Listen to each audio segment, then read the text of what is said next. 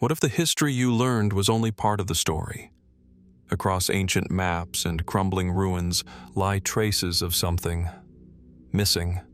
Entire civilizations whispered about in forgotten texts. Inventions, centuries ahead of their time, buried in dust and silence. And names, whole names, erased from records, as if someone wanted us to forget. Why do ancient temples in Cambodia align perfectly with star constellations? Why do petroglyphs in South America match those in faraway Australia? Why did 19th century explorers report ruins in the deserts of Palestine that no longer appear on modern maps? It's not just what we know. It's what's been hidden. Stories that challenge timelines. Artifacts that shouldn't exist. Questions that historians often brush aside. Not because there are no answers, but because the answers change everything. This isn't about fantasy. It's about evidence that refuses to fit the puzzle. Facts left in the margins, too inconvenient to teach. Are these just gaps in our understanding? Or has something, or someone, deliberately edited our past? So sit back, relax, and let's dive into the shadows of time, where the lost chapters of human history are waiting to be uncovered. High in the rocky hills of Galilee, where olive trees sway in the dry wind and ancient stone paths wind between forgotten ruins, lies a mystery as old as the faith built upon it. The air is thick with time, and every pebble underfoot might have once echoed with the steps of a boy named Jesus. From Bethlehem to Nazareth, the Gospels sketch only fragments of his early life. We know of the humble manger, the flight into Egypt, the return to Galilee. A single episode at the age of 12, debating with teachers at the temple in Jerusalem, offers a fleeting glimpse of the boy who would become the central figure of one of the world's greatest religions. And then, silence. 18 years vanish from the historical record. No scripture, no scroll, no direct eyewitness testimony speaks of Jesus between the ages of 12 and 30. This enigmatic gap, known as the lost years, has haunted theologians, historians, and seekers alike for centuries. What happened during that long silence? Where did he go? And why is the story left untold? Some suggest the answer is simple. He remained in Nazareth, living quietly, working as a carpenter, awaiting his time. This is the view most widely accepted by mainstream scholars. In a time when biographies were rare and often began with public life, such gaps weren't unusual. In the culture of first-century Palestine, the private life of a laborer, even one destined to become a prophet, might not have warranted mention. But is that all there is to it? As early as the 19th century, alternative theories began to surface, strange echoes in the historical silence. In 1887, Russian explorer Nicholas Notovich claimed to have found ancient texts in a Himalayan monastery.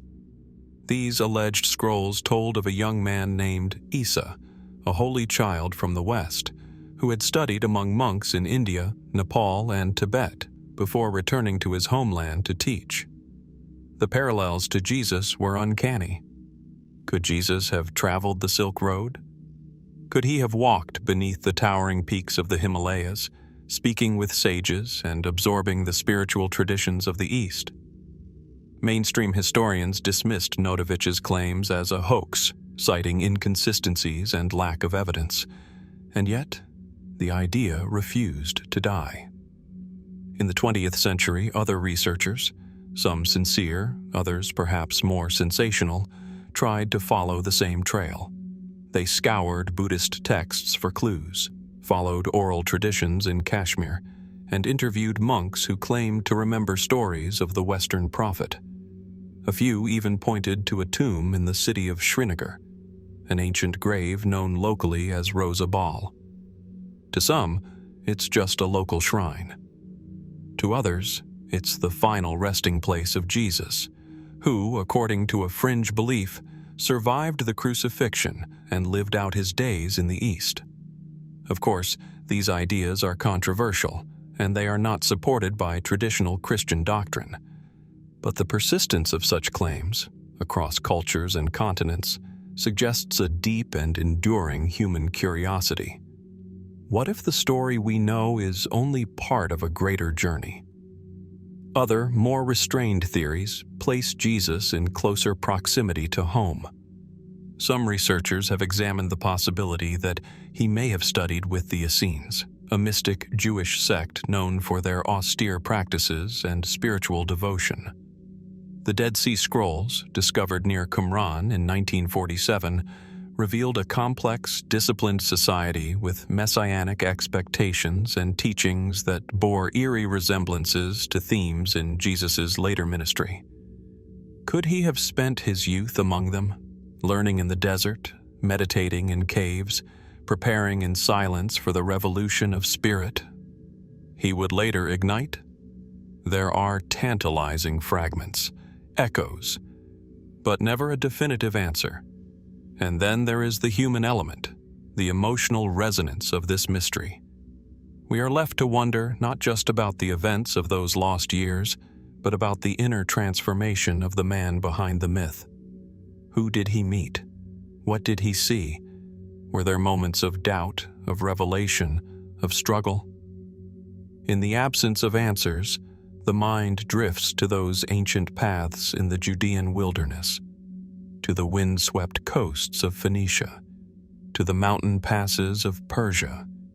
Could a young man, filled with questions and divine curiosity, have gone out in search of wisdom before returning with a message that would shake the foundations of empires? And why, if these stories are true, or even partially so, would they be left out? Was it the result of oral tradition thinning over time? Or were certain chapters of the story quietly set aside, deemed too complicated, too far from the narrative the early church sought to preserve? Perhaps the silence was intentional. Perhaps the mystery itself was meant to speak louder than any documented tale. Because sometimes, what's missing from history speaks as loudly as what remains. The lost years of Jesus invite us not only to search the margins of ancient texts, but to peer into the unknowable depths of time, culture, and belief. They remind us that even the most studied lives contain shadows, and in those shadows, we may find not just forgotten travels or hidden teachings, but the deeper truth of what it means to grow, to seek, and to become. So the question lingers, unresolved and quietly insistent. What happened to Jesus during those 18 silent years? And what might still be hidden, just out of reach? As the sunlight dances on the turquoise waters of the Mediterranean, the modern city of Alexandria bustles with life. Cars hum past ancient ruins. Seagulls circle above forgotten columns half buried in sand. But beneath this familiar rhythm lies the ghost of a place that once held the sum of human knowledge, an idea so bold, so luminous, that even today its memory casts a shadow across history. The Library of Alexandria. It is whispered about with reverence and regret, a marvel of the ancient world, not a temple of gods, but a sanctuary of thought. Here, beneath vaulted ceilings and colonnaded halls, papyrus scrolls stretched across shelves like veins of wisdom. Texts in Greek, Sanskrit, Egyptian, Persian, Babylonian. Knowledge gathered from across continents, compiled in one place with a single aim, to collect everything humanity had ever learned. Built in the 3rd century BC under the rule of the Ptolemaic dynasty, the library wasn't merely a building. It was a symbol, a statement. That knowledge was power, and that power could be preserved, shared, expanded.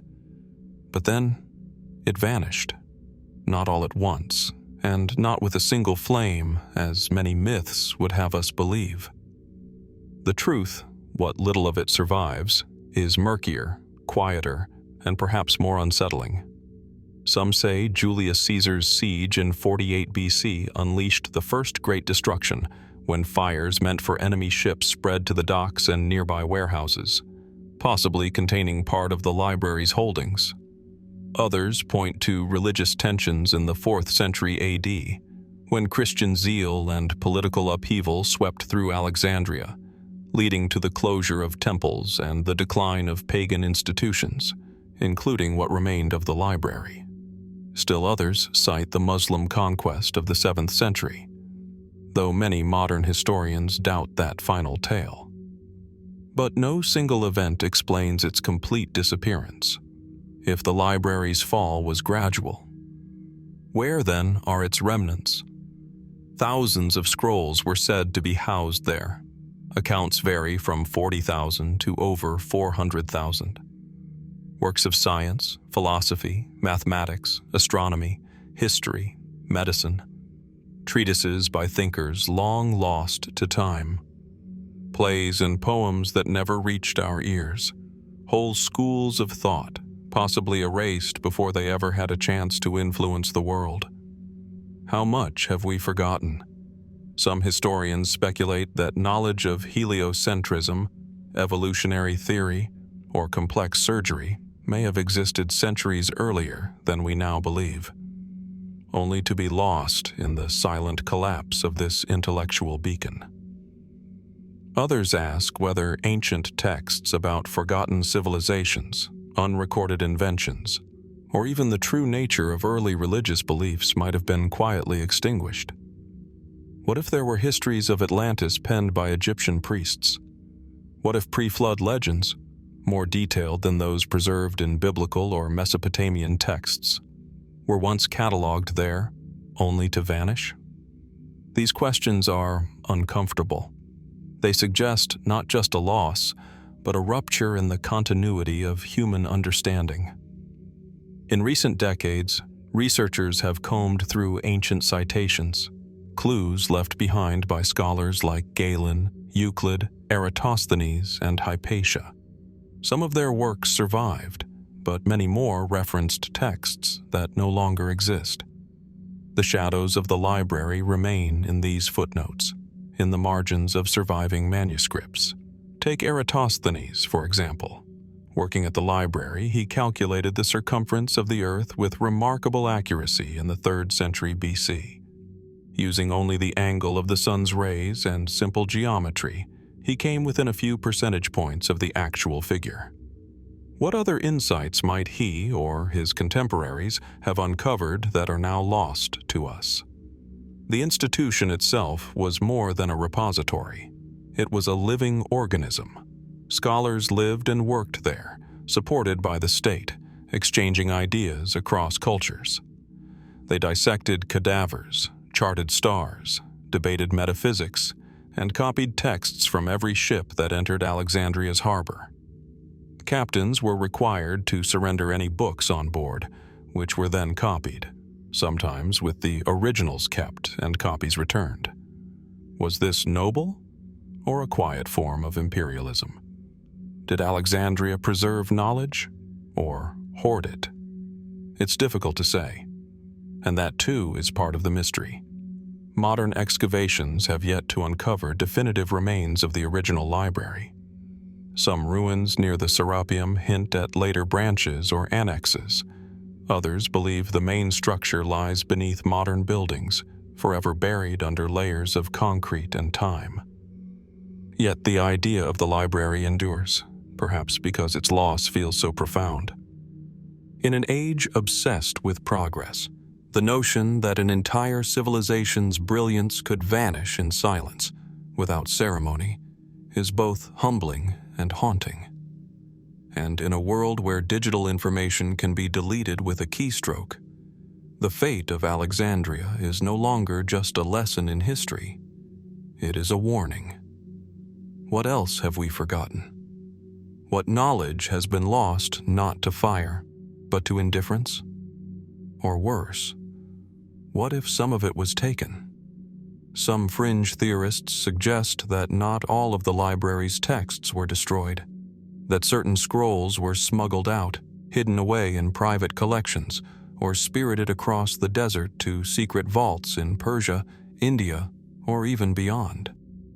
Whispers of repositories in Tibet or beneath the Vatican persist, not because they are proven, but because they reflect a deeper yearning, a hope that some lost wisdom might still survive, waiting to be found.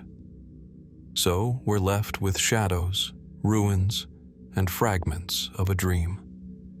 The Library of Alexandria may be gone, but its absence still shapes our sense of what could have been.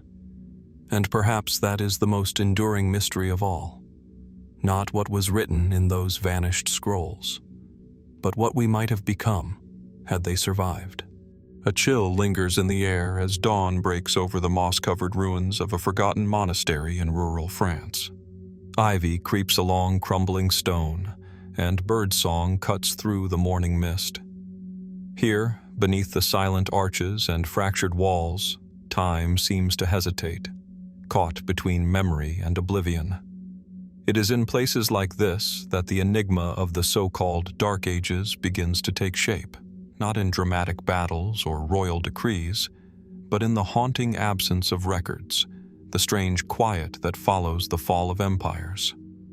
When the Western Roman Empire collapsed in the 5th century AD, it left behind a fractured landscape of warring kingdoms, declining trade, and shifting identities.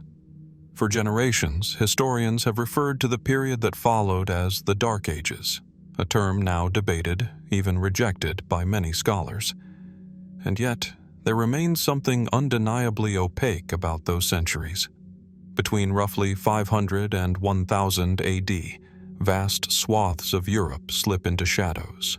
Written accounts become scarce. Technological advancement appears to stagnate. Major architectural projects dwindle.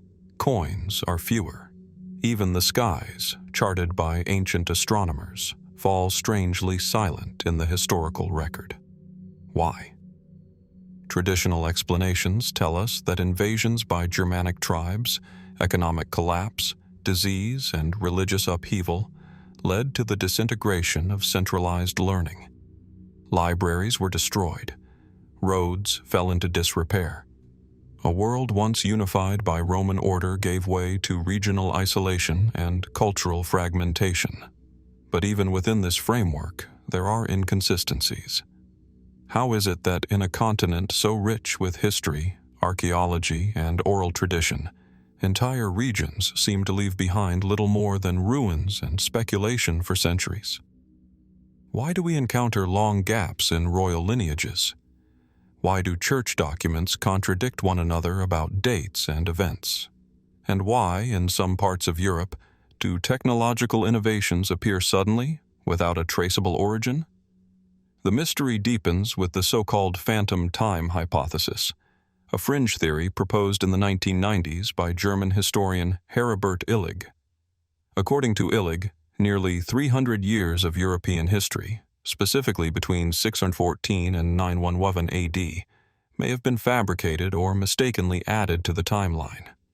He argued that the early medieval period lacks archaeological consistency, that key figures, like Charlemagne, may have been exaggerated or entirely fictionalized, and that calendar errors tied to the adoption of the Julian and Gregorian calendars further muddled our perception of time. Mainstream historians reject this idea, citing a variety of reliable sources: Byzantine chronicles, Islamic records, Chinese astronomical logs that anchor the timeline. But the theory lingers, not necessarily because of its plausibility, but because it taps into something deeper, a recognition that the historical record is far from complete.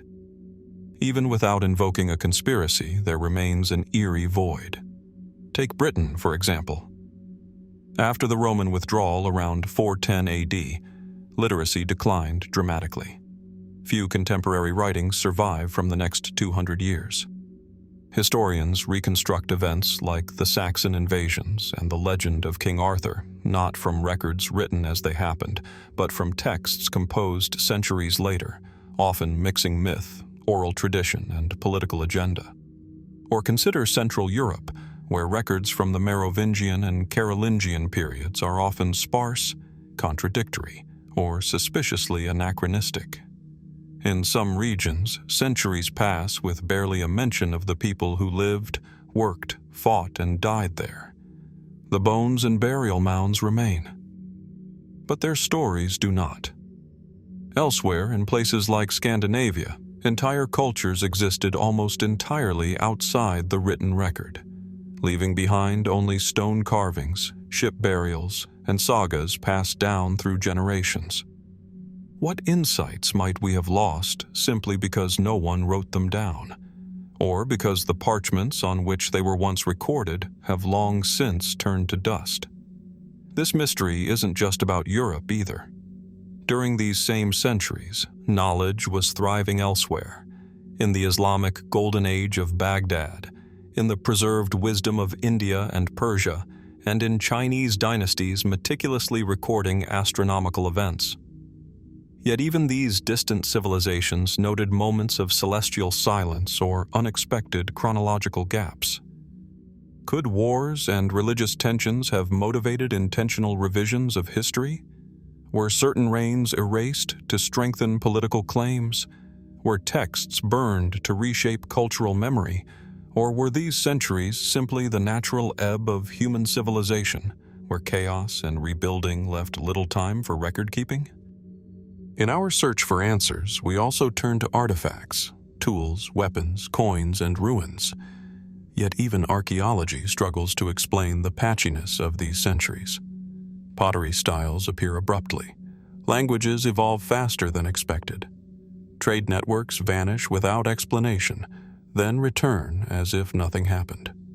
Some researchers speculate that the history of this period was preserved, but hoarded, locked in monasteries, hidden in crypts, passed through secret societies or elite bloodlines.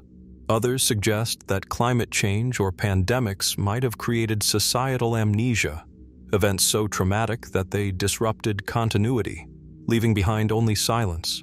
Or perhaps the truth is simpler and more haunting, that most lives, even in great empires, go unrecorded.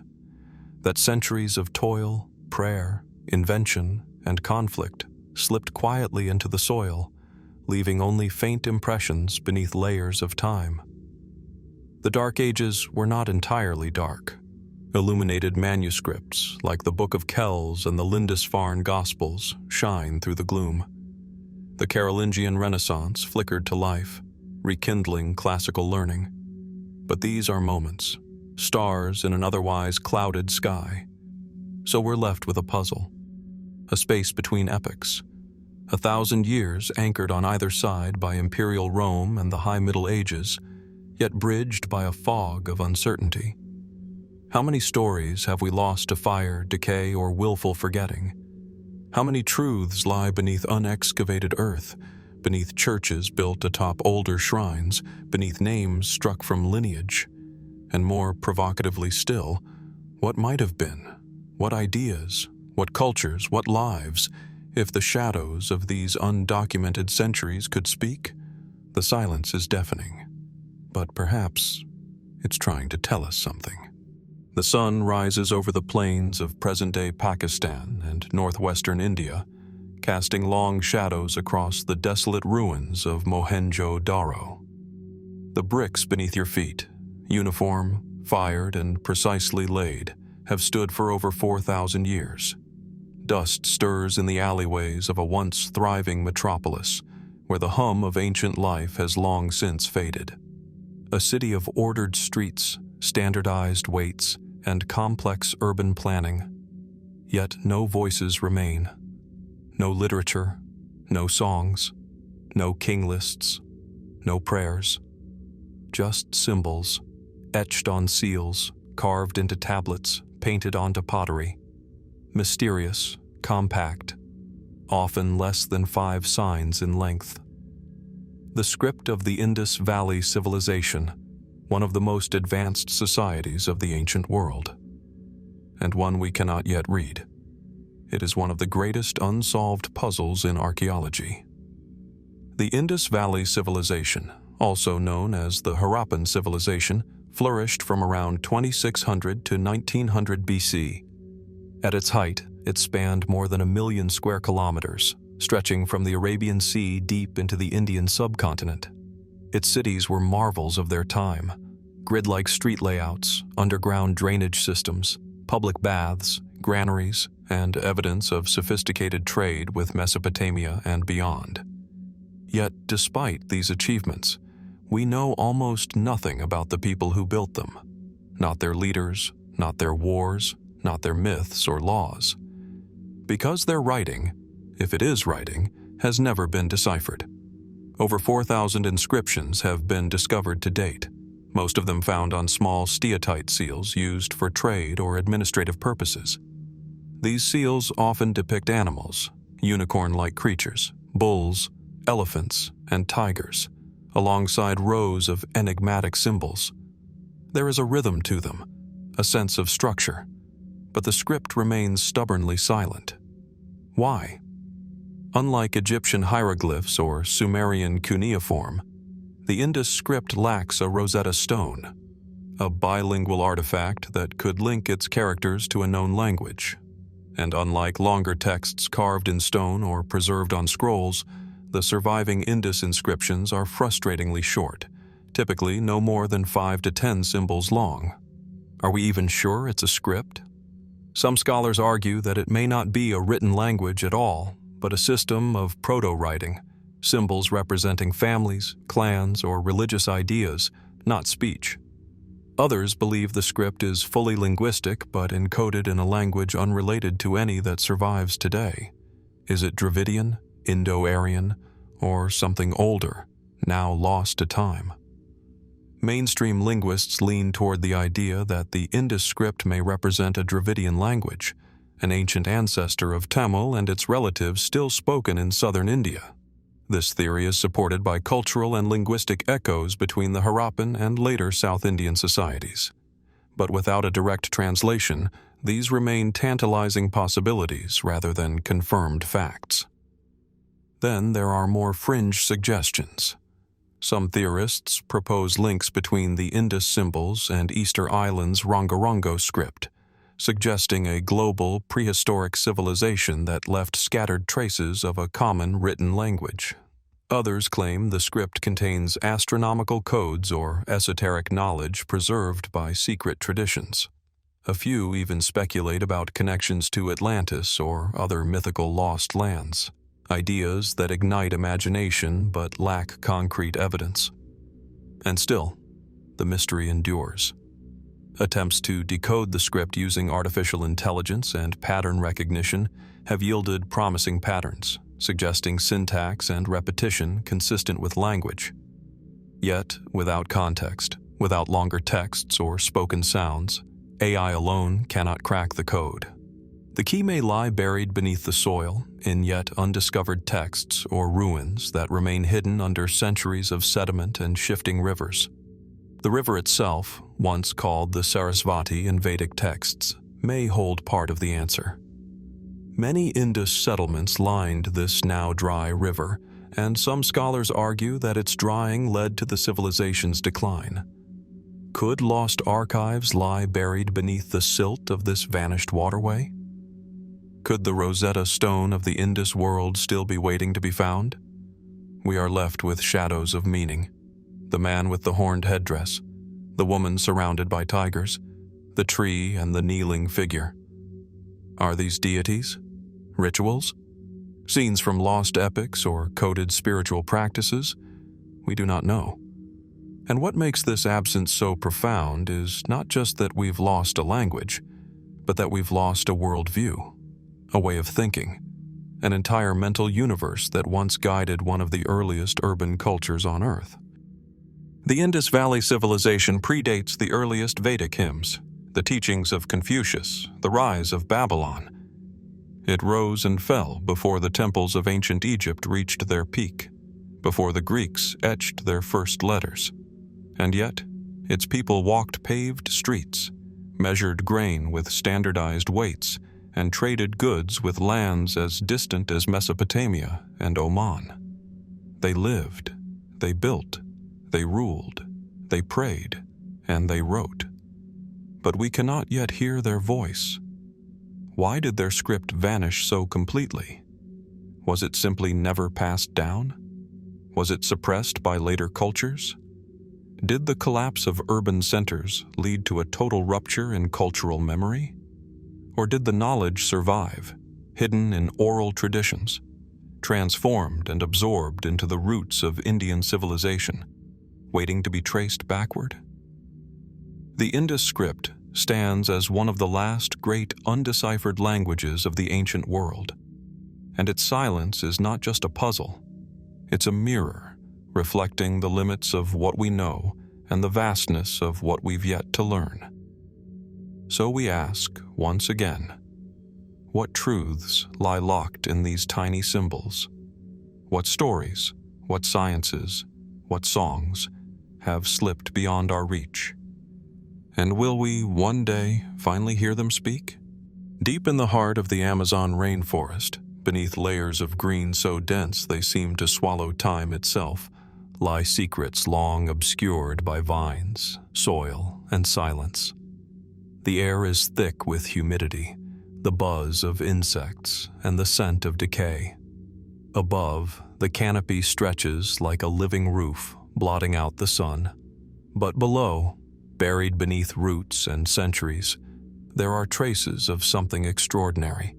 Not untouched wilderness, not endless, empty jungle, but the ruins of forgotten civilizations. For centuries, the Amazon was believed to be a pristine, untamed expanse, too wild, too infertile, too remote for complex societies to have taken root. Early explorers, influenced by tales of Eden or El Dorado, imagined a world teeming with potential but empty of history. And later, European colonizers reinforced that idea. The jungle, they claimed, was a blank canvas, waiting to be claimed, named, and rewritten. But what if that story was wrong? What if the rainforest itself had been shaped, altered, cultivated, not by chance, but by design? In recent decades, archaeologists have uncovered mounting evidence that challenges the long-standing myth of the Amazon as a virgin forest. Beneath the tree cover, satellite imagery has revealed strange geometric shapes etched into the ground, massive earthworks or geoglyphs spanning hundreds of feet. These perfect circles, squares, and lines, visible only from the air, suggest organized labor, planning, and a shared cultural blueprint. Who built them, and why did they vanish? The geoglyphs are only the beginning. Beneath the forest floor lies terra preta, literally dark earth, a rich human-made soil that defies the region's otherwise poor fertility. Created by combining charcoal, bone, pottery shards, and organic waste, this engineered soil is thousands of years old and still incredibly productive. It appears in patches across millions of acres, suggesting widespread agricultural activity and intentional landscape management. This wasn't random survival, it was civilization. Historical accounts from the earliest European expeditions provide cryptic clues. In 1542, Spanish explorer Francisco de Orellana traveled down the Amazon and reported densely populated regions, advanced agricultural systems, and monumental towns along the riverbanks. His claims were dismissed as exaggeration or fantasy, until now. New studies suggest that before the arrival of disease, conquest, and forced displacement, the Amazon basin may have supported millions of people. Recent discoveries in Brazil, Bolivia, and Peru have unearthed elaborate settlement systems, networks of villages, ceremonial centers, and causeways interconnected like veins across the jungle. Some estimates now suggest that pre-Columbian Amazonia may have hosted societies as complex and urbanized as those in Mesoamerica or the Andes. But unlike the Maya or the Inca, the Amazonian civilizations left behind no great stone temples, no towering pyramids to weather time. Their architecture, wood, earth, woven fibers, succumbed to the elements and the forest's relentless advance. What remained were fragments, Pottery, charcoal, mounds, roads, subtle signs missed by centuries of explorers and scholars. How could so much be forgotten? Some of the erasure is natural. The Amazon consumes its past with quiet efficiency. Buildings rot, paths vanish, trees reclaim the fields. But some of the forgetting may not be accidental.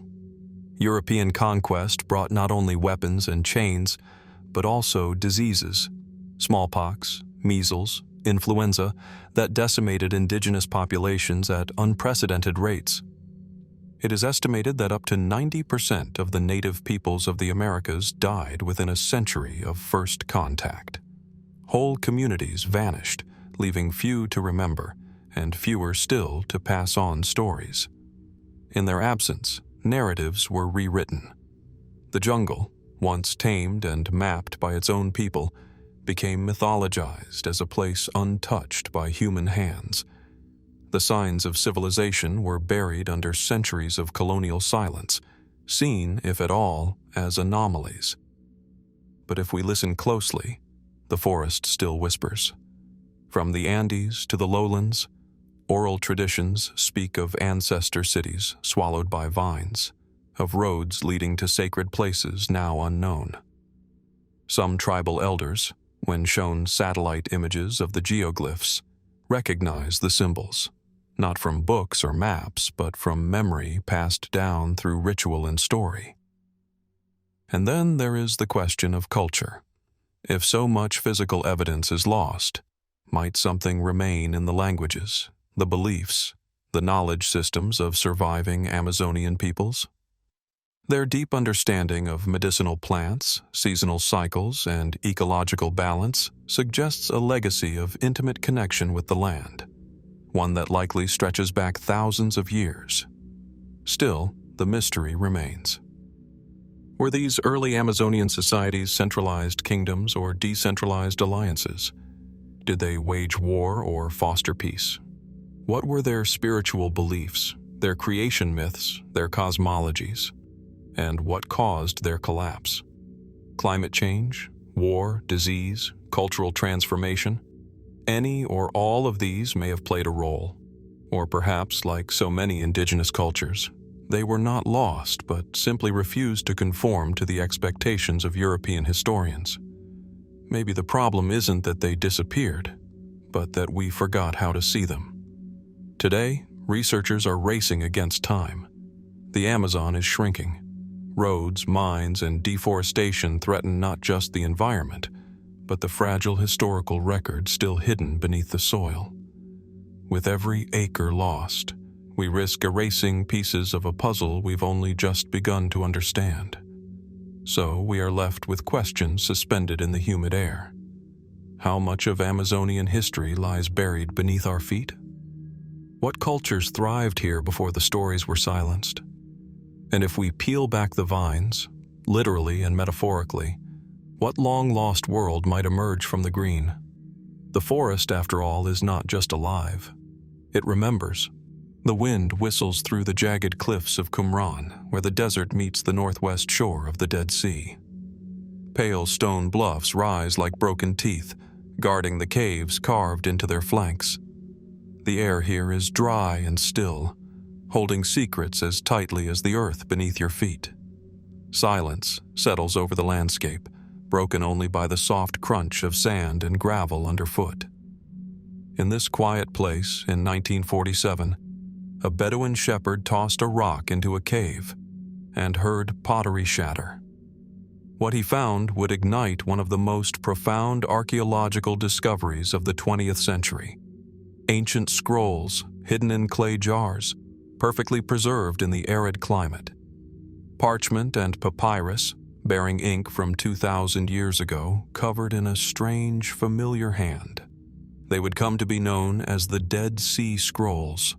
Over 900 manuscripts have since been uncovered in the caves around Qumran, believed to have been written or collected by a reclusive Jewish sect, possibly the Essenes, during the final centuries before and after the turn of the Common Era.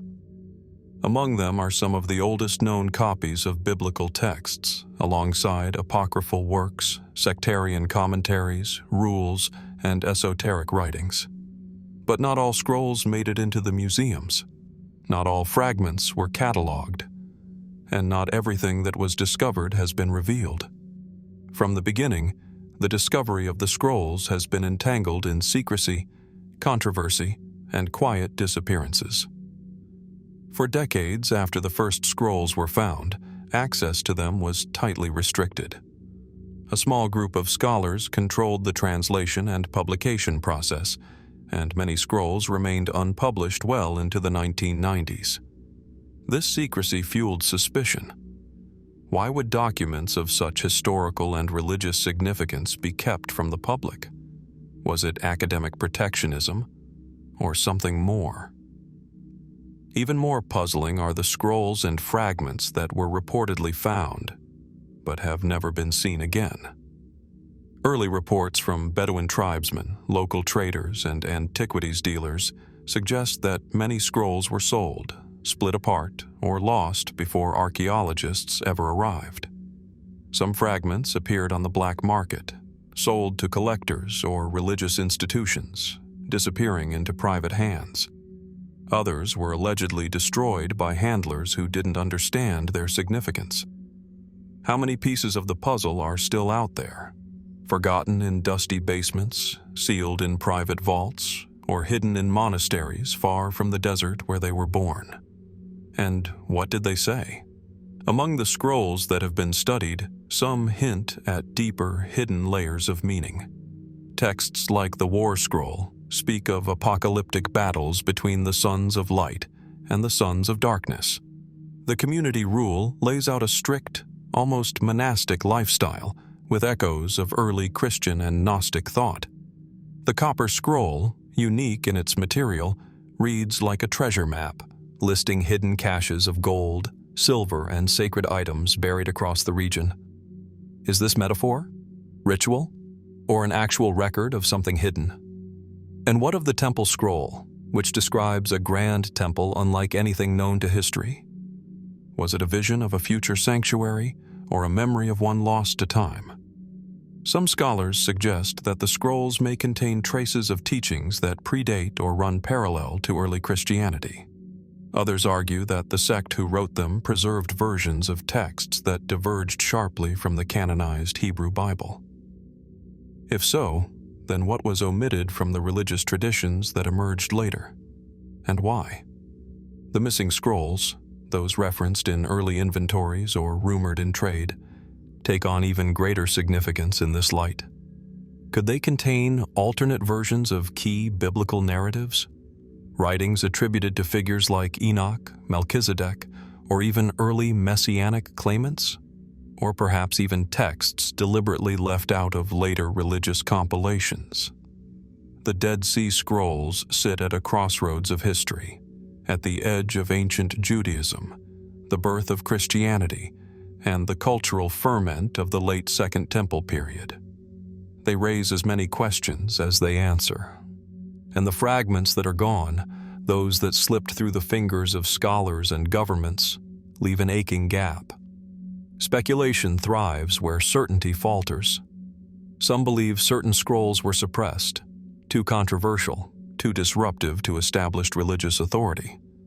Others suggest more mundane explanations, that scrolls simply crumbled before they could be recovered, or that incomplete documentation led to accidental omissions. But the fact remains, not all of the scrolls found have been accounted for. Even now, new fragments continue to surface, some genuine, others forgeries.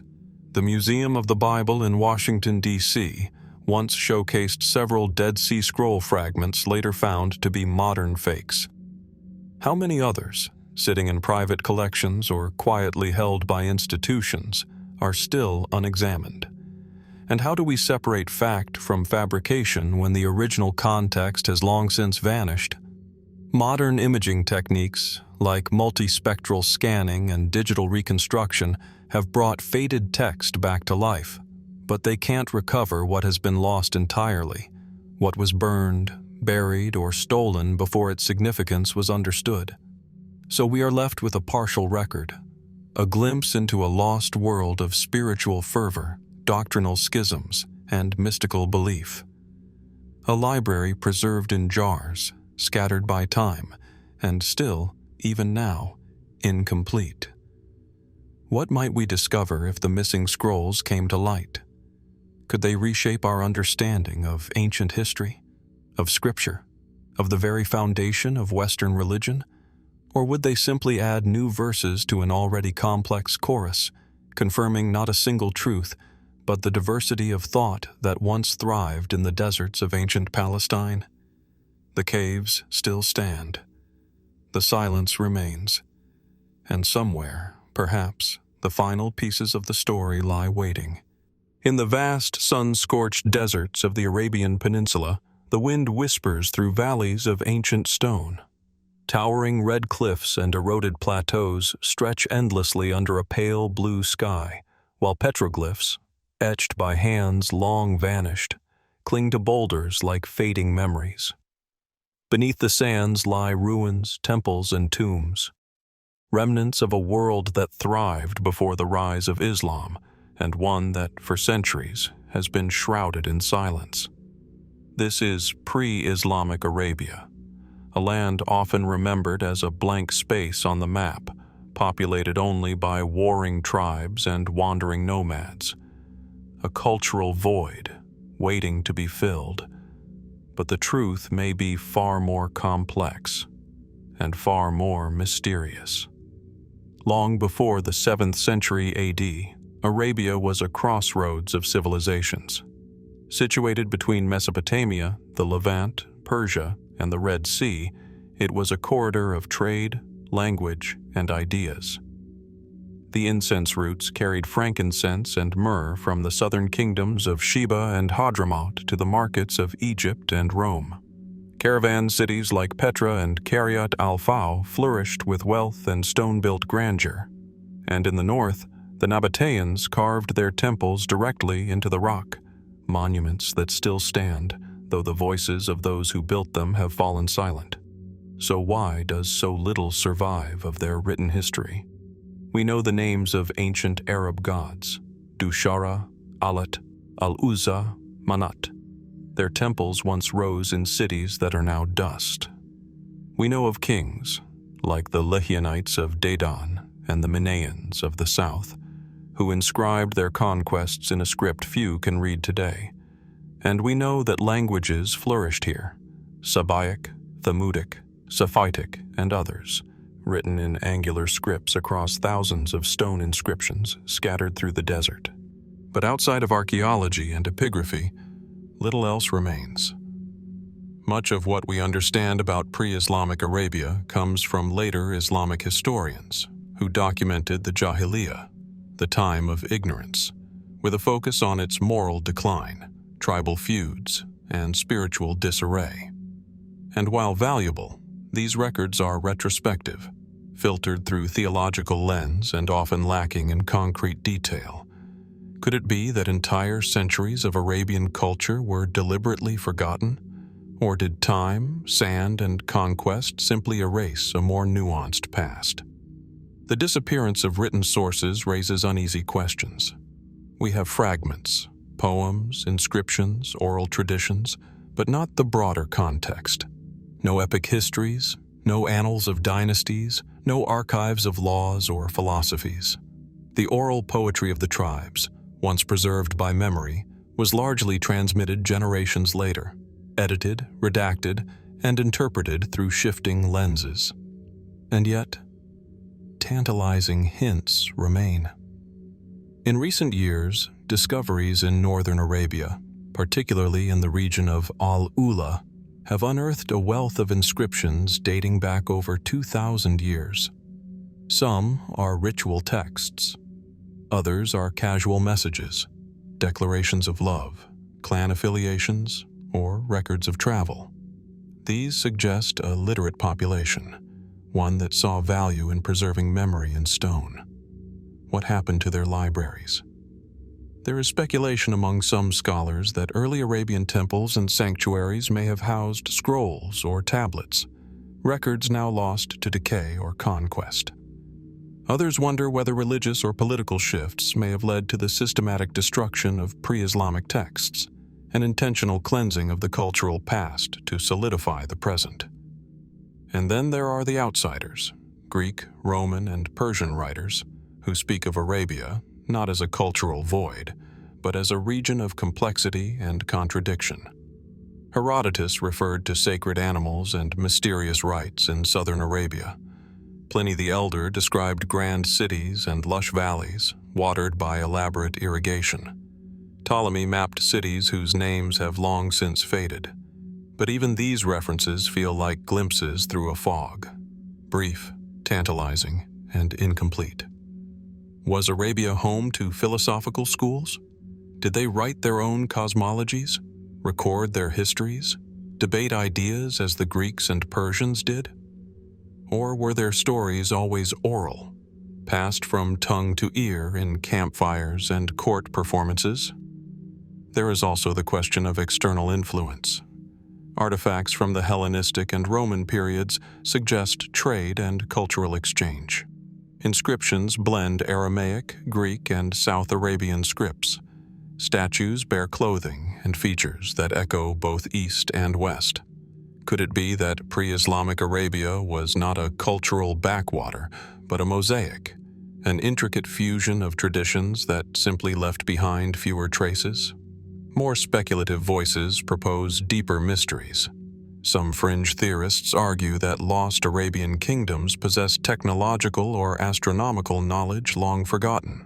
Others suggest that early monotheistic sects flourished here before the emergence of Islam, only to be written out of history. While these ideas remain unproven, they reflect a growing realization that we may be missing a vital chapter in the story of human civilization. The archaeological record is only now catching up. For decades, political and religious sensitivities limited research into pre-Islamic history.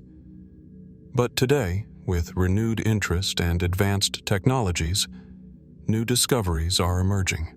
Temples, tombs, and inscriptions that hint at forgotten cities and unseen traditions. And yet, so much remains buried. How much history has been lost beneath the dunes of the empty quarter? What legends still echo in the canyons of Mada Salah? And how different might our understanding of the Arab world be if the voices of its ancient poets, priests, and philosophers had survived the centuries? The desert holds its silence tightly, but in that silence a question persists. What did Arabia remember before it forgot? In the rolling hills of central Italy, between vineyards and olive groves, lie strange tombs, half-buried chambers carved into soft volcanic stone. Their entrances are overgrown with moss, their silence broken only by the wind rustling through cypress trees. Inside, faded frescoes still cling to the walls, banquets, dancers, leaping dolphins, and scenes of a life both familiar and alien. This is Etruria, and these are the remnants of the Etruscans, one of antiquity's most enigmatic civilizations. Before the rise of Rome, before the legions carved roads across Europe, the Etruscans ruled large swaths of the Italian peninsula. From roughly 800 to 300 BC, they flourished in art, metallurgy, urban planning, and trade. Their cities, Tarquinia, Veii, Cerveteri, buzzed with life and innovation. Their influence on Roman culture was profound, shaping architecture, religion, even the Latin alphabet. And yet, we don't know where they came from. The mystery of Etruscan origins has baffled historians for centuries. Their language, though partially understood, is unlike anything else in the region. It is not Indo-European, not Latin, not Greek. While many Etruscan words have been deciphered, mostly from funerary inscriptions and dedications, their grammar and vocabulary remain largely opaque. The language seems to exist in isolation, as though it arrived from somewhere else, bearing no clear linguistic family. So who were they? Ancient sources offered theories, some mythic, others speculative. Herodotus, the Greek historian, claimed the Etruscans came from Lydia, in what is now modern-day Turkey. According to him, famine drove a portion of the Lydian population to sail west in search of new lands. They settled in Italy, where their descendants became the Etruscans. The Roman writer Livy, however, disagreed. He believed the Etruscans were indigenous to Italy, a people who emerged from the soil of the land they ruled. Modern archaeology has tried to answer the question. Excavations reveal a sophisticated Bronze Age culture in Etruria, one that predates the classical Etruscan period. Their pottery evolved locally, their burial practices show continuity, and their urban centers developed gradually from earlier settlements. These findings seem to support Livy's view that the Etruscans were native. And yet, the language remains a problem. It doesn't fit the pattern. If the Etruscans were homegrown, why does their language differ so drastically from neighboring Italic tongues? Could it be a relic of a much older culture, one that existed in Europe before the Indo-European migrations swept across the continent? This theory, that the Etruscan language is a survivor of a pre-Indo-European linguistic substrate, has gained traction in recent years. Some scholars see the Etruscans as cultural descendants of Neolithic Europeans, preserving traditions and language even as newer populations arrived. If true, the Etruscans may be one of the last voices of a lost world, echoes of an era before Latin, before Greek, before history as we know it. But others still point eastward. Genetic studies, though still limited, have added another layer of intrigue.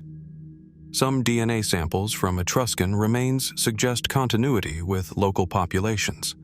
Others hint at a genetic influx from the Near East or the Caucasus, perhaps supporting the old Lydian migration theory. Could both be true? Were the Etruscans a blend of indigenous peoples and seafaring migrants, a fusion of ancient roots and new arrivals? The artifacts they left behind add to the mystery. Their metalwork was unparalleled. Bronze mirrors etched with mythological scenes, gold jewelry of exquisite craftsmanship, chariots, armor, and finely cast votive offerings. Their art, often vibrant and expressive, carries elements both familiar and foreign. We see Greek influence, yes, but also something distinct, something older. In their tombs, the Etruscans depicted a rich spiritual life, gods, demons, and afterlife journeys. Their funerary rituals were elaborate, their necropolises built like miniature cities for the dead. They believed in an underworld governed by shadowy deities where the soul's fate was uncertain, a belief system that diverged from both the Roman and Greek models. And yet, much of what we know comes from the outside. Roman and Greek writers described the Etruscans as decadent, secretive, overly religious. But how much of this was cultural bias? After all, the Romans inherited many of their early religious customs, augury, temple architecture, even the toga, from their Etruscan predecessors. They borrowed their symbols of power, their political institutions, their city planning. The Roman Republic, so often hailed as an innovation, may have owed more to Etruria than we're comfortable admitting. So why did their history fade? As Rome rose, the Etruscan cities fell, gradually absorbed, conquered, or erased. Their language disappeared from public life. Their customs were assimilated, their gods renamed, their stories forgotten. By the time the Roman Empire emerged, the Etruscans had been relegated to the margins of memory. And yet, they never fully vanished. Their tombs still dot the countryside. Their art still speaks, even if we can't fully understand it. And their language, though silent, remains tantalizingly close, whispering from inscriptions carved into stone. Who were the Etruscans, really? A forgotten Mediterranean power? A cultural bridge between East and West? or the last torchbearers of a prehistoric world we no longer remember? We may never have a definitive answer, but in the soil of Tuscany, in the carved walls of ancient tombs, and in the silent scripts of a lost tongue, the question remains: what forgotten truths lie hidden in the mystery of the Etruscans, waiting still to be unearthed? 2. Along the windswept coast of Newfoundland, in a place now known as Lons Eau Meadows, the air carries the scent of salt and pine. Fog drifts across the rocky shoreline, cloaking the low hills and ancient wooden beams that mark a settlement long forgotten. Here, in the cold stillness of the North Atlantic, archaeology speaks what the sagas only hint at: that the Norse were here, on the edge of a new world, centuries before Columbus. The year was around 1000 AD. At the farthest reach of their westward expansion, the Vikings built houses, workshops, and boat repair pits in this desolate corner of the continent. The settlement was small, likely seasonal, and seemingly short-lived. But its existence is undeniable. A Norse presence in North America, confirmed by the unmistakable architecture, carbon-dated timber, and iron-working techniques found nowhere else in the region. And yet, this is where the trail ends. There are no detailed Norse maps of this land, no chronicles from the Icelandic sagas that align perfectly with what we've found, no known follow-up voyages or settlements in the centuries that followed, only fragmented stories and a silent archaeological footprint. What happened to the records? The story of the Viking discovery of North America comes primarily from two Icelandic sagas: the Saga of the Greenlanders and the Saga of Eric the Red. Written down in the 13th century, these narratives recount the exploits of Leif Erikson and his kin as they sail west from Greenland to a land they call Vinland, a place rich in timber, grapes, and game. But the sagas contradict each other in key details. They offer conflicting descriptions of locations, timelines, and outcomes. One saga describes peaceful trade with indigenous peoples. The other speaks of violent clashes. Some accounts claim the settlers tried to stay for years. Others suggest they left almost immediately. Names like Helluland and Markland appear, but their exact locations remain uncertain, believed by some to refer to Baffin Island or Labrador, by others to places even farther south. Were these tales distorted by oral tradition, shaped to serve political or religious agendas centuries later? Or were they drawn from older, now lost texts, records that may have once documented the Viking journeys in greater detail? Medieval Scandinavia was not illiterate. The Norse left behind runestones, laws, contracts, and chronicles. In Iceland, sophisticated legal and literary traditions thrived, and yet no known document from that time, no ship log, letter, or map, survives to confirm or clarify the voyages to Vinland. Could records have once existed, only to be lost in fire, decay, or deliberate suppression? Historians have long debated the reasons for the abrupt disappearance of Viking presence in North America. Was it conflict with native populations, harsh winters, difficulty resupplying across thousands of miles of dangerous ocean? Or was there internal strife among the settlers themselves? Whatever the cause, the Norse seemingly abandoned their outpost. But even more puzzling is what followed, or rather, what didn't. Why were no future voyages launched? Why does Vinland vanish from Norse history so quickly? Why was there no attempt to return, to establish trade, or to claim the land more permanently? Could it be that records of later expeditions were simply not preserved? Some fringe theories suggest that Norse explorers penetrated farther than we think, reaching the Hudson River or even parts of the American Midwest.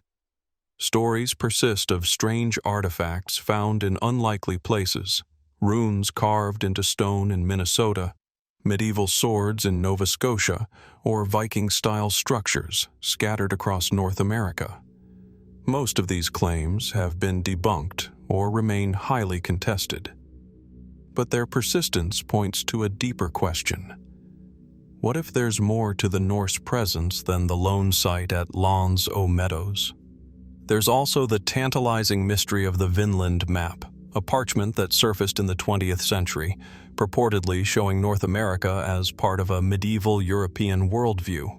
Once heralded as proof of pre-Columbian knowledge of the New World, it has since been declared a forgery by most experts. But its controversy reveals how deeply we yearn for evidence that the past was more connected and more complicated than we've been taught. Modern archaeological tools, from satellite imaging to ground-penetrating radar, are beginning to re-explore the coasts of northeastern Canada and beyond. Subtle soil changes, timber patterns, and ancient slag heaps may one day reveal more Norse sites, or dispel the possibility altogether. But so far, the silence is profound. The Norse reached the Americas. This is no longer speculation, but they did not stay. And the written memory of their journey has nearly vanished. In a world where the sagas once echoed through firelit halls, why is the story of one of the most remarkable journeys in history, across the coldest seas to the edge of the world, so barely remembered? Was it a failed experiment, quietly forgotten? Was Vinland seen as a place of danger and loss, best left unspoken? Or did someone, somewhere, choose to let that story fade? The Atlantic wind still howls over the ruins at Lons o Meadows. The beams lie buried in moss, and the answers remain as elusive as the tides. What other Viking voyages lie hidden in time, waiting to be rediscovered? And how much of their story was erased before we even knew it had begun? At dawn, the jungle breathes mist across the ruins of Tikal. Massive stone pyramids rise like sleeping titans from the canopy, their worn faces draped in moss and shadow. Howler monkeys cry from treetops, their calls echoing through temples built to scrape the sky. The limestone plazas lie empty now, but once they pulsed with ceremony, astronomy, and the heartbeat of a civilization unlike any other. This was the heart of the classic Maya world, an empire of mathematicians, astronomers, architects, and kings. And then, silence. By the 9th century AD, cities like Tikal, Copan, Palenque, and Calakmul began to fall. In some cases, they were abandoned almost entirely. Grand causeways crumbled, stela ceased to be carved, and the jungle crept back in. The collapse of the classic Maya civilization remains one of the most haunting disappearances in the ancient world. But what if the most perplexing aspect isn't just why they vanished, but why so little was written about it? The Maya left behind thousands of inscriptions on temples, altars, stairways, and stelae.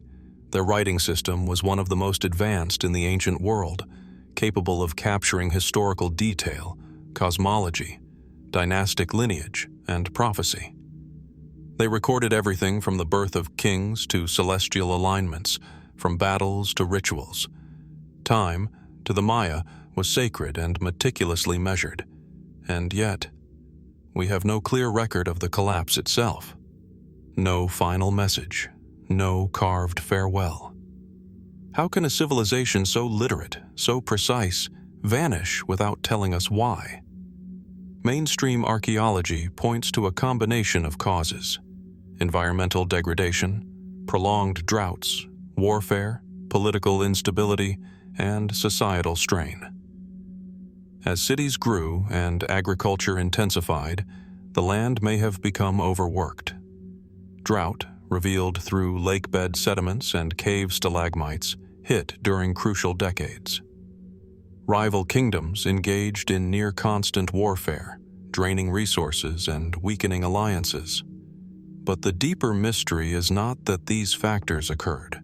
It's that the Maya didn't seem to write about them, Or if they did, those records are gone.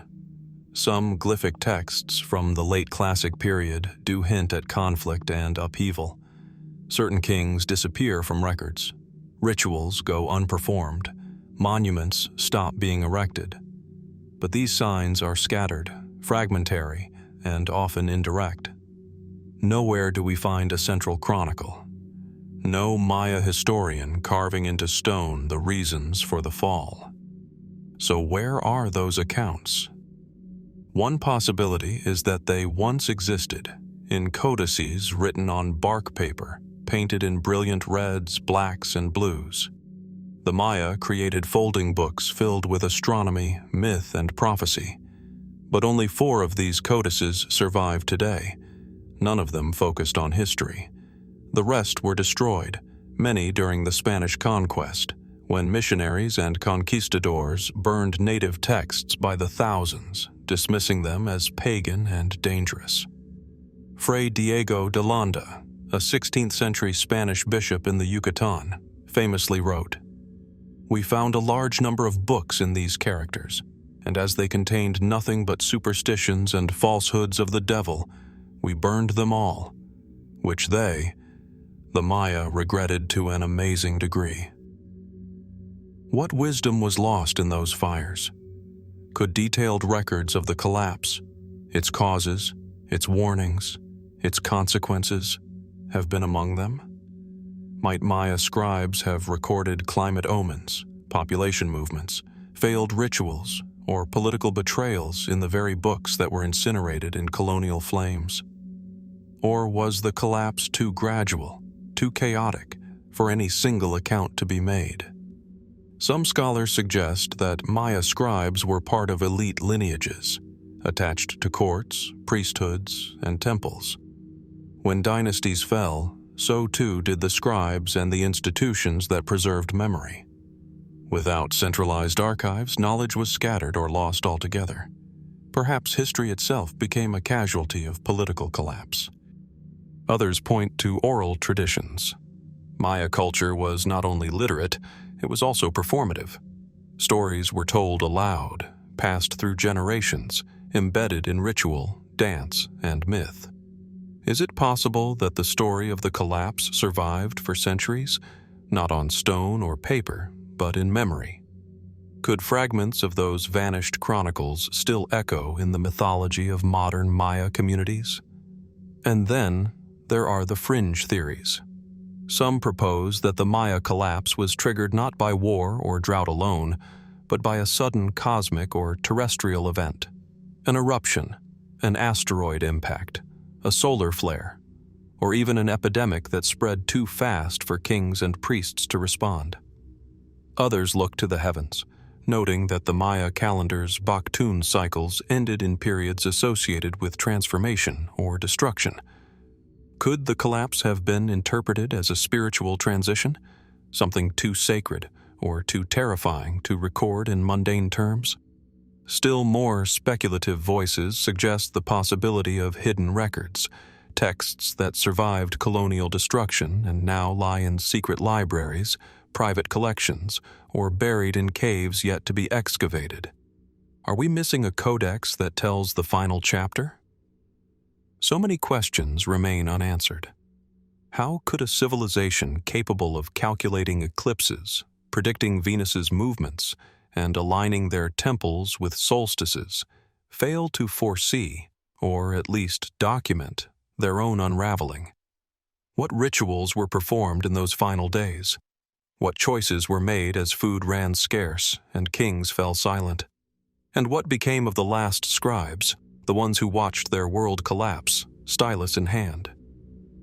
In the ruins of Tikal and Copan, time feels suspended. The jungle presses in, but the stones still speak, if only faintly. And perhaps, somewhere deep beneath the roots and soil, the final words of the Maya remain buried, waiting to be heard. What did they try to tell us before their voices were lost to the earth? In the soft, golden light of the Nile at sunrise, the desert awakens. Wind dances over sand-blown hills and into silent wadis. brushing against the eroded remains of stone circles, half-buried artifacts, and faint carvings etched into cliff faces. This is the land before pharaohs, before pyramids, before recorded time. A world that existed, and then, quite suddenly, disappeared from the historical record. The story of ancient Egypt, as most know it, begins around 3100 BC with the unification of Upper and Lower Egypt under the first king, Narmer. With this union, the dynastic period dawned, bringing with it hieroglyphs, temples, tombs, and an empire that would endure for thousands of years. But what came before that, what predated the pharaohs, is less clear. There is a curious gap in Egyptian prehistory, a rupture in the timeline that scholars still struggle to explain. We have evidence of vibrant cultures in the Nile Valley as early as 6000 BC. The Badarian, Nakada, and Merimdi peoples farmed the land, shaped pottery, buried their dead with care, and left behind intricate artwork.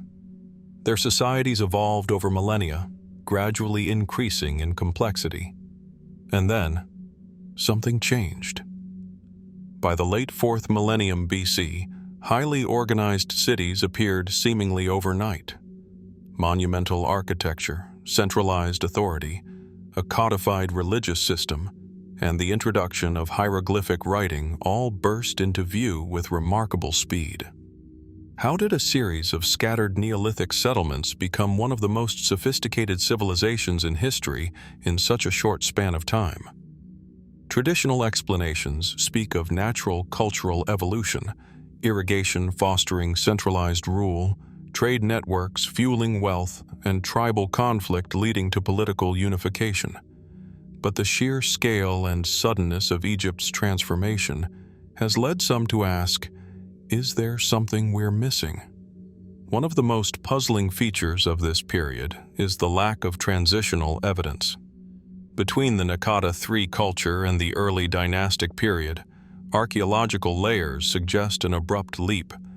It's not just the emergence of kingship, it's the appearance of monumental construction, advanced metallurgy, detailed astronomical knowledge, and complex societal hierarchies with no clear precedent.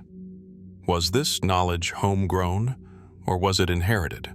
Some mainstream scholars point to influences from Mesopotamia, citing similarities in early writing styles, religious symbolism, and iconography. The idea is that ideas flowed up the Nile from trade routes connecting Egypt to the Levant and beyond. Yet Egypt's cultural identity remains distinct, not merely borrowed. It is as though the Egyptians adopted external ideas but reshaped them entirely into something new, as if guided by a vision that has not survived in written form. And that, perhaps, is the most perplexing part of all, the absence of texts. Hieroglyphs appear in the earliest dynastic tombs with impressive complexity. They do not seem to evolve gradually from simple symbols, as we see in Mesopotamia. Instead, they emerge fully formed, as if the scribes already knew how to write. The Narmer palette, dated to around 3100 BC, is not an experimental piece. It is mature, symbolic, and ritualized. What happened to the earlier stages of this writing system? Were they lost to time, or never recorded on durable surfaces? Could it be that writing had been used orally or on perishable materials, wood, cloth, leather, long before it was inscribed in stone? If so, then entire libraries of Egypt's prehistory may have vanished without a trace. Or perhaps, as some suggest, knowledge was once secret, shared only among initiates, and not meant for public record. This idea opens the door to more speculative theories. Some researchers have proposed that the roots of Egyptian civilization stretch far deeper into prehistory than currently accepted. Sites like Nabta Playa, a megalithic complex in southern Egypt near the Sudanese border, date back to at least 5000 BC and include stone circles aligned with astronomical events. Their builders demonstrated a knowledge of the heavens centuries before the pyramids were conceived. What was the purpose of these ancient observatories? Were they remnants of an older, long-lost civilization, perhaps one that seeded the future dynasties? Fringe theories go further, proposing that Egypt inherited its early knowledge from a forgotten precursor culture, perhaps one destroyed by climate change, rising desertification, or even cataclysm. Echoes of such an idea appear in ancient Egyptian mythology itself. The so-called Zep Tepi, or first time, refers to an era of divine kings and advanced wisdom handed down from gods or godlike ancestors. Was Zep Tepi a purely mythological construct, or a veiled memory of a time now lost? This period of early pre-dynastic history is also conspicuously absent from many temple records. Egyptian chronology, meticulously recorded for centuries, begins with the reign of Narmer. The kings before him, the so-called followers of Horus, are mentioned in king lists like the Palermo Stone, but their deeds are left vague, symbolic, or divine. Was this a deliberate choice? A way to veil history in myth? Or had too much already been forgotten by the time hieroglyphs took root? We may never know the full answer. The desert continues to guard its secrets, and many ancient sites remain unexplored beneath sand, settlements, or modern infrastructure. Climate, time, and human intervention have erased much of what once stood in Egypt's earliest days. But in those quiet gaps between pottery shards and temple walls, in the space between myth and memory, one question lingers. What happened in the centuries before Egypt rose from the Nile? And what history remains buried, unwritten, unseen, and waiting to be uncovered? At the heart of Rome, beneath layers of stone and empire, lies a hill where legend and history blur into myth. The Palatine Hill, now a peaceful ruin shaded by cypress trees, was once the center of Rome's earliest beginnings. Tourists today walk over ancient paving stones, unaware they may be treading upon the forgotten footsteps of kings whose names echo faintly in the corridors of time. Before the emperors, before the Republic, there were kings. 7 of them, according to Roman tradition. Romulus, the founder; Numa, the priest; Tullus, the warrior; Ancus, the builder; then Tarquin the elder, Servius Tullius, and Tarquin the proud. These names appear in later Roman accounts like Livy and Dionysius of Halicarnassus, but they come to us centuries after the fact, filtered through legend, patriotic storytelling, and political agenda. Where are the original records of these monarchs? What did early Rome truly look like? For a city so obsessed with its own history, Rome's regal period, roughly from 753 to 509 BC, is frustratingly obscure.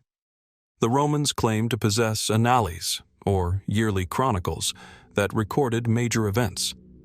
These annals, supposedly kept by the Pontifex Maximus, would have stretched back to the founding of the city. And yet, none of them survive. Why? According to tradition, much of Rome's early record-keeping was destroyed in 390 BC, when Gallic tribes invaded the city and burned it. Temples were looted, archives incinerated, and oral histories scattered. Livy, writing in the 1st century BC, admitted that much of what he recounted about the kings came not from direct evidence, but from what the people believed. But even this explanation feels incomplete. The Romans were meticulous record keepers. They maintained temple calendars, military rolls, legal codes, and land registries. Later generations copied, edited, and preserved many of these records with great care. So why did nothing survive from Rome's earliest rulers? Was it simply a case of historical neglect? Or were certain records deliberately erased? Take the figure of Servius Tullius, Rome's 6th king. He is said to have introduced the census, expanded the city walls, and reorganized society into classes. Some accounts portray him as a benevolent reformer. Others hint that his origins were mysterious, perhaps even divine. Was he truly born a slave? Or was his story recast to align with Rome's ideals of merit and destiny?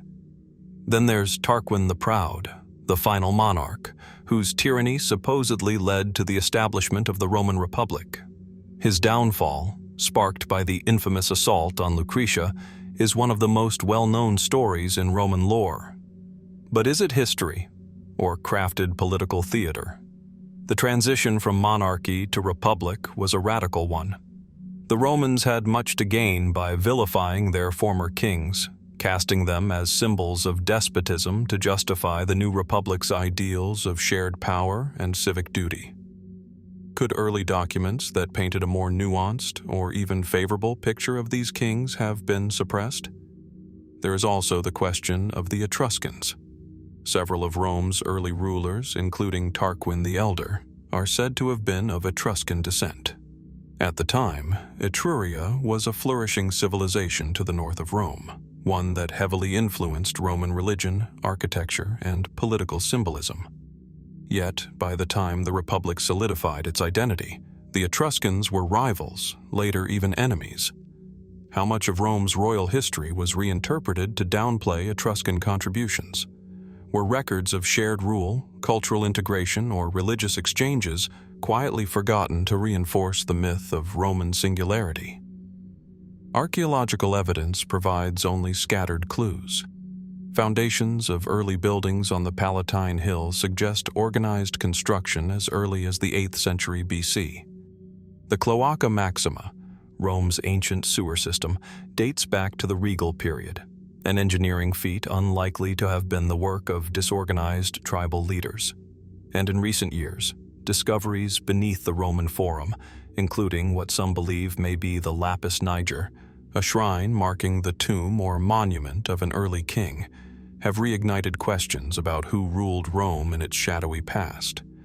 But still, the written record remains conspicuously absent. Were the original annales ever real? Were they destroyed, hidden, or fabricated after the fact? Could copies still exist, buried in private libraries, cited in lost scrolls, or misattributed in other ancient texts? Some fringe theories go further. They suggest that Rome's kings may have ruled over a larger, more complex domain than is commonly accepted, perhaps part of an early Mediterranean network of proto-states whose history was later fragmented. Others propose that early Rome's kingship was not hereditary but rotational, with priest-kings selected by councils, a system that would later be rewritten to fit a cleaner, linear narrative. These ideas remain speculative, but they reflect the uncomfortable truth that for one of the world's most documented empires, Rome's origins are curiously undocumented. How did a collection of hilltop villages become a kingdom capable of monumental architecture, legal reform, and diplomatic engagement with neighboring powers without leaving a trail of verifiable records? Why did the Romans choose to preserve some stories and let others fade? And if the annales once existed, could they still lie hidden somewhere beneath the layers of the Eternal City, waiting for the right eyes and the right questions to bring them back into the light? The marble columns may have crumbled. The papyrus scrolls may have turned to dust. But the mystery remains. What truths lie buried beneath the founding myths of Rome? And what did her kings leave behind that history never told? In the dusty plains near modern-day Anyang, in the northern reaches of Henan Province, fragments of ancient bone and turtle shell lie buried beneath centuries of soil. At first glance, they seem ordinary, fossil-like shards scattered in forgotten pits. But upon closer inspection, the surface reveals something remarkable. Intricate inscriptions carved in sharp, deliberate strokes. These are oracle bones, some of the earliest known written records in human history, etched over 3,000 years ago during the Shang Dynasty, China's first historically verified dynasty. They tell us of royal hunts, ancestor worship, crop forecasts, military decisions, and rituals meant to pierce the veil of the future. The kings of Shang, it seems, did not act without consulting the spirits, and those conversations were recorded, bone by bone, shell by shell. But this is only part of the story. The rest is missing. The Shang Dynasty, which ruled from roughly 1600 to 1046 BC, was not a primitive society scrawling its first thoughts onto bone. It was a complex, organized civilization with a centralized court, a stratified military, intricate bronze craftsmanship, and extensive trade networks. Its rulers built walled cities, led sophisticated rituals, and governed vast regions of early China. So why is almost everything we know about them limited to divinations? If such a kingdom had laws, poetry, history, or philosophy, where are those texts? Where are the chronicles of their kings, the legal codes, the mythologies passed from generation to generation? Surely the Shang had more to say than what crops to plant or when to go to war. Were they recorded on perishable materials that failed to survive? Bamboo strips, silk scrolls, or wooden tablets, organic mediums that would have long since decayed in China's humid climate? Or were they never written at all? It's possible that Shang writing remained confined to ritual and divination, that literacy was limited to a priestly class, and that written language served primarily as a sacred tool. But that explanation feels incomplete when weighed against the sophistication of Shang society. Their bronze work, for example, is unparalleled for its time, casting massive ceremonial vessels with detailed inscriptions and symbolic meaning. Would a people capable of such artistry and structure have no interest in preserving their political or cultural knowledge? Curiously, later Chinese dynasties, most notably the Zhou, seemed to distance themselves from the Shang legacy. The Zhou overthrew the Shang around 1046 BC, claiming moral superiority through what would later be called the Mandate of Heaven. They justified their conquest by portraying the last Shang king as a corrupt tyrant, unfit to rule. Was this narrative shaped to validate their power, or to erase something deeper? Some scholars suggest that early Zhou rulers may have deliberately destroyed Shang records, perhaps to undermine rival religious systems, erase competing ideologies, or prevent the revival of a once powerful dynasty. The Zhou emphasized a different cosmic order, a shift in ritual practice, and a new social hierarchy. In such a climate, rewriting history would not have been unthinkable. It would have been strategic. If any scrolls or codices survived, they left no trace in the official histories compiled centuries later during the Han Dynasty, when Sima Qian wrote the records of the grand historian. By then, the Shang were already a distant memory, depicted through fragments, myth, and recovered bones. And yet, whispers remain. Local legends in parts of China still speak of ancient sages and forgotten texts buried beneath rivers and mountains. Folk tales hint at knowledge hidden from the eyes of conquerors, guarded by families or secret societies over generations. Could traces of Shang writing, or even entire works, have survived underground, misattributed, or mistaken for later texts? The oracle bones themselves offer subtle clues. Some inscriptions appear to reference older rituals or customs, suggesting a cultural memory that stretches back even before the Shang. Were their earlier texts now completely lost to us? Did the Shang inherit their writing system from a forgotten civilization? And if so, what happened to that civilization's records? More speculative voices point to Longshan or Liangzhu cultures, Neolithic peoples with advanced architecture, jade craft, and social organization. Might they have passed on ideas or scripts that the Shang later formalized? If so, the disappearance of Shang texts might be part of a broader pattern of forgotten Chinese prehistory, one still waiting to be uncovered. And what of sites yet to be explored? China is vast, and many ancient ruins remain buried beneath modern cities or untouched in remote landscapes. Some archaeologists believe that undiscovered Shang centers, perhaps located beyond Anyang, could one day reveal archives or burial caches sealed by time. Could sealed tombs, like those of later dynasties, contain texts buried for eternity? Could a chamber, untouched for millennia, hold the missing link between bone inscriptions and written tradition? Until then, we must rely on fragments, the whispers of ancestors scratched onto cracked bone. They speak of offerings and omens, of kings asking the spirits if their children will be born healthy, of battles yet to come. But they do not tell us the fuller story, the inner lives, the philosophies, the origin myths that surely shaped the soul of Shang civilization. Why did a kingdom that recorded the future leave so little of its past? And what stories still lie hidden beneath the dust of northern China, waiting, patiently, to be read once more? In the highlands of central Mexico, where ancient lakes once shimmered beneath the sun and volcanoes loom like sleeping gods, the ruins of Tenochtitlan now lie buried beneath the modern sprawl of Mexico City. The echoes of drums and chants have faded, the pyramids long shattered. But once, this was the heart of a vast and complex empire, the Aztec Triple Alliance. And at its center, there were books.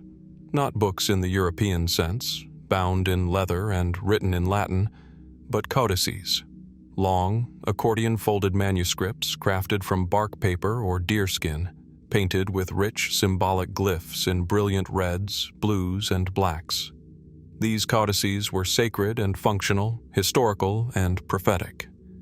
They preserved generations of astronomical data, calendrical cycles, religious rituals, military conquests, economic records, medicinal practices, and the very mythology of the Aztec world. Thousands of them once existed. Only a handful survive. When Hernán Cortés arrived in 1519, he encountered not a primitive people, but a thriving urban civilization. The Spaniards marveled at the order, the canals, the temples, and the markets that rivaled or surpassed those of Europe. And yet, within just a few years, the Aztec Empire would fall, devastated by war, disease, betrayal, and a hunger for gold. But what may be the greatest loss of all was not measured in lives or monuments, but in memory. The destruction of the Aztec codices was swift, deliberate, and devastating.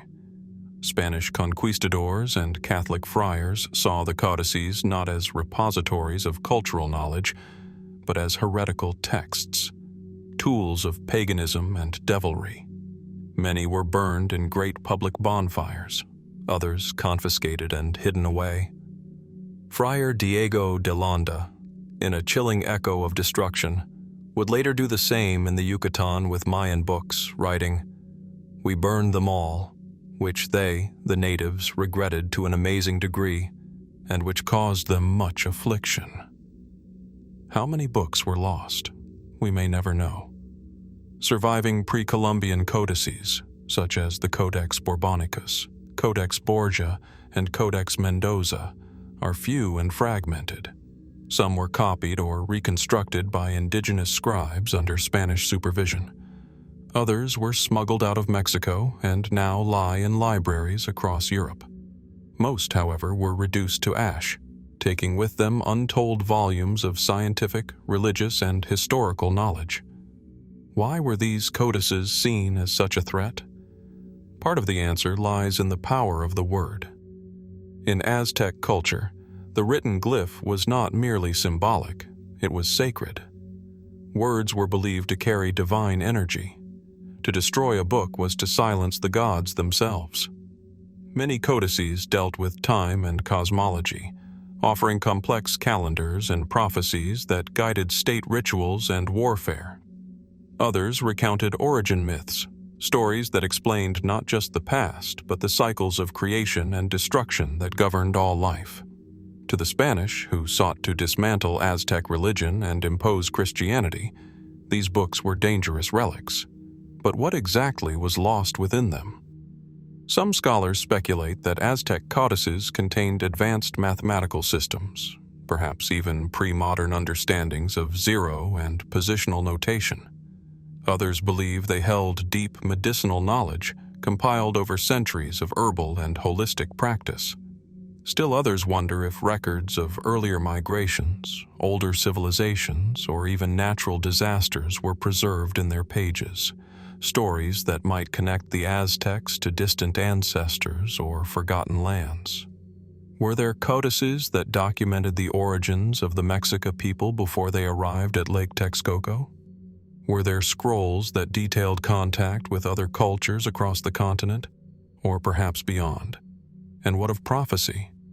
The Aztecs believed in cycles of time, suns that rose and fell, ages that ended in fire, flood, or famine. According to some interpretations, the arrival of the Spaniards coincided with the end of one such cycle, an era prophesied in their sacred texts. Did the codices predict their own destruction? Were their warnings painted in crimson ink, long ignored or misinterpreted? There are further layers to the mystery. Some suggest that not all codices were lost. Stories persist, quietly, cautiously, of codices hidden by Aztec priests or loyal scribes during the conquest.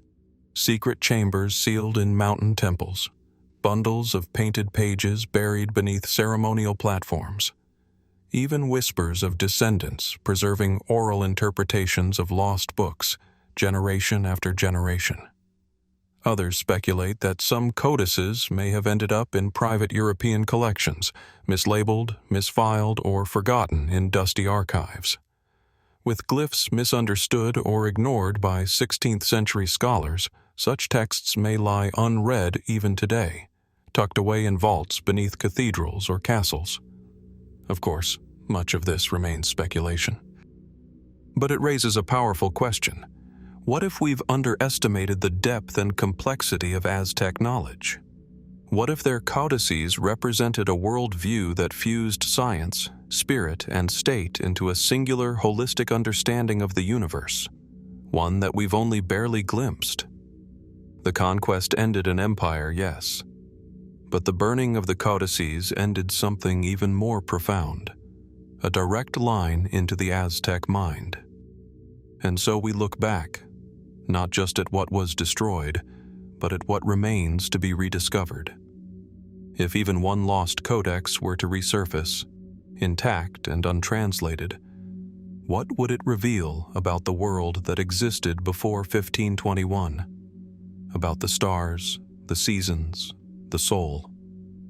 What wisdom was silenced in smoke and fire, and might some of it still be waiting, in stone, in song, or in hidden pages no one has yet dared to read?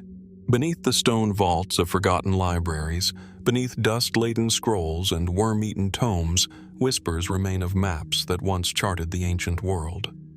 Not the medieval kind, distorted with sea monsters and allegories, but maps born of observation, travel, and deep experiential knowledge.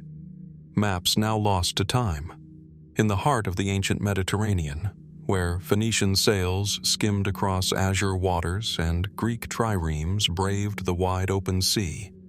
There existed a tradition of maritime exploration and geographic understanding far richer than what survives today. The world these navigators knew stretched beyond the Pillars of Hercules, into the Atlantic, down African coasts, and possibly much further than most modern textbooks dare to suggest. And yet, where are their charts? The ancients spoke of them. The great geographer Strabo referenced early mapmakers. Herodotus, in his histories, hinted at geographic knowledge inherited from earlier cultures. Even Plato, in his dialogues, referred to voyages beyond familiar lands. Voyages he claimed were remembered in Egyptian temples, inscribed in ancient records long since lost. But actual surviving maps from this era? Almost none. What happened to the knowledge of the sea kings of Carthage, or the detailed logs of Greek explorers who measured coastlines by the sun? What of the mariners of Minoan Crete, who sailed the Aegean centuries before Homer, or the famed journey of Pytheas of Massalia, who claimed to have reached the icy seas near the Arctic Circle in the 4th century BC. Pytheas's writings are particularly intriguing. He described Thule, a mysterious land far to the north where the sea turned sluggish and the sun barely set in summer. His original manuscript has vanished. What we know comes only through scattered references in later Roman sources, some of which dismissed his claims as fiction. But was Pytheas exaggerating? Or was he reporting something real, drawn from first-hand observation, perhaps even with a map in hand? The silence surrounding ancient Mediterranean cartography is especially puzzling when we consider the sophistication of other aspects of ancient science. The Greeks calculated the Earth's circumference with surprising accuracy. The Phoenicians built long-range ships capable of circumnavigating Africa. According to Herodotus, they may have done so centuries before the age of European empires. The Egyptians developed early surveying techniques, and yet, the geographic records that would logically accompany these achievements are gone. Could they have been destroyed? Perhaps. Fires, like those that consumed the Library of Alexandria, wiped out countless scrolls. Wars and conquests erased the archives of rival civilizations, and knowledge not copied onto durable materials, such as papyrus or parchment, would have quickly decayed in the Mediterranean's humid climate. But what if these maps weren't merely lost? What if some were deliberately erased? Consider the power of maps. They are not just tools of navigation, but instruments of authority. To possess a map is to control perception. It defines what is known, what is claimed, and what is hidden. In a world of rival empires, where trade routes meant power and uncharted coasts promised untapped wealth, geographic knowledge was a strategic asset. Did conquering powers suppress rival maps to control narratives of exploration? Did later historians reshape or erase knowledge that didn't align with emerging political ideologies or theological doctrines? It's a possibility that cannot be ignored. Some have pointed to anomalies in surviving ancient maps as potential echoes of older, lost knowledge. The Piri Reis map, drawn in 1513 by an Ottoman admiral, famously shows parts of the New World and a fragment of Antarctica, long before its discovery in the modern era. The map's creator claimed to have compiled it using older sources, now lost. Could some of those have been ancient Mediterranean in origin? The idea is controversial, often veering into fringe territory. But it raises a compelling question. How much of the ancient world's geographic understanding has simply vanished from our view? Fragments remain. The Periplus of the Erythraean Sea, a Greco-Roman maritime guide, offers clues to Indian Ocean trade routes. Roman road maps like the Tabula Peutingeriana survive in copy form, depicting a vision of the known world stretched along arteries of travel. But these are late documents, shaped by the ambitions and limitations of empire. They do not reflect the full scope of earlier independent exploration. And then there are the carved inscriptions, the harbor installations, the ancient lighthouses that still stand on remote shores. Silent testaments to a maritime legacy now missing its blueprint. Who were the true mapmakers of the Bronze Age? Did they chart not only coastlines but ocean currents, wind patterns, and seasonal tides? Did any of these records survive, tucked away in secret archives, mislabeled in distant libraries, or encoded in ways we have yet to recognize? Perhaps some knowledge was preserved orally, transmitted through maritime guilds, temples, or secret societies. Perhaps clues linger in myth, in tales of sunken lands, of long journeys west and east, of lands beyond the known sea. Or perhaps the maps are still out there, not in the familiar places but buried beneath ancient ruins, sealed in shipwrecks beneath silt and salt, or held in private collections yet to be revealed. The Mediterranean once cradled the world's most advanced seafaring cultures. It birthed astronomers, philosophers, and engineers who looked not only to the stars, but to the horizon and beyond. So what did they see? And what stories lie just beyond the edge of the map, waiting to be drawn once again? The ocean stretches endlessly across the horizon, a glistening mirror of sky and wave. In the heart of the Pacific, where winds whisper across coral atolls and volcanic islands rise like emerald jewels from the sea, the story of humanity takes an astonishing turn. Here, across 1/3 of the planet's surface, the ancient Polynesians built a vast network of navigation, language, and memory, without the use of maps, compasses, or written texts. And yet, their early history remains curiously elusive. From the shores of Samoa and Tonga to the peaks of Hawaii and the remote cliffs of Rapa Nui, Easter Island, the Polynesian world is one of remarkable achievement. These seafarers traversed thousands of miles of open ocean in double-hulled canoes, guided only by stars, ocean swells, bird migrations, and cloud patterns. Their voyages stand as one of the greatest feats of exploration in human history. But how did it begin? Mainstream archaeology dates the origins of Polynesian migration to roughly 1500 BC, emerging from earlier Austronesian cultures in Southeast Asia. Over time, they pushed eastward through Melanesia into the uninhabited Central Pacific, eventually settling nearly every habitable island in the region. By 1000 AD, they had reached as far as Aotearoa, New Zealand. However, the timeline is far from settled. New findings suggest that the Polynesians may have reached remote islands much earlier than previously believed.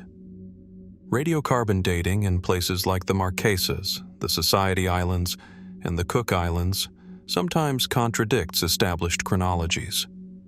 And the absence of early written records means much of this history is reconstructed through oral tradition, fragmented artifacts, and evolving genetic evidence. Could the story of their migrations be older, much older, than we currently think? One of the most persistent mysteries lies in the speed and precision of their movements.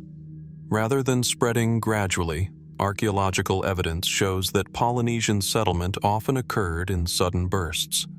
Entire island chains appear to have been colonized within a few generations.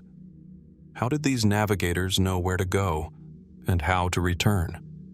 Modern wayfinders, reviving ancient techniques through organizations like the Polynesian Voyaging Society, have proven that long-distance navigation without instruments is possible. The legendary Hokulea canoe completed voyages across the Pacific using only traditional methods. But that knowledge was nearly lost, preserved only in isolated communities and passed down through fragile oral teachings. What else might have been forgotten? Legends tell of Hawaii, the ancestral homeland from which all Polynesians are said to descend. It is described as a spiritual origin, a real place, and a lost land all at once.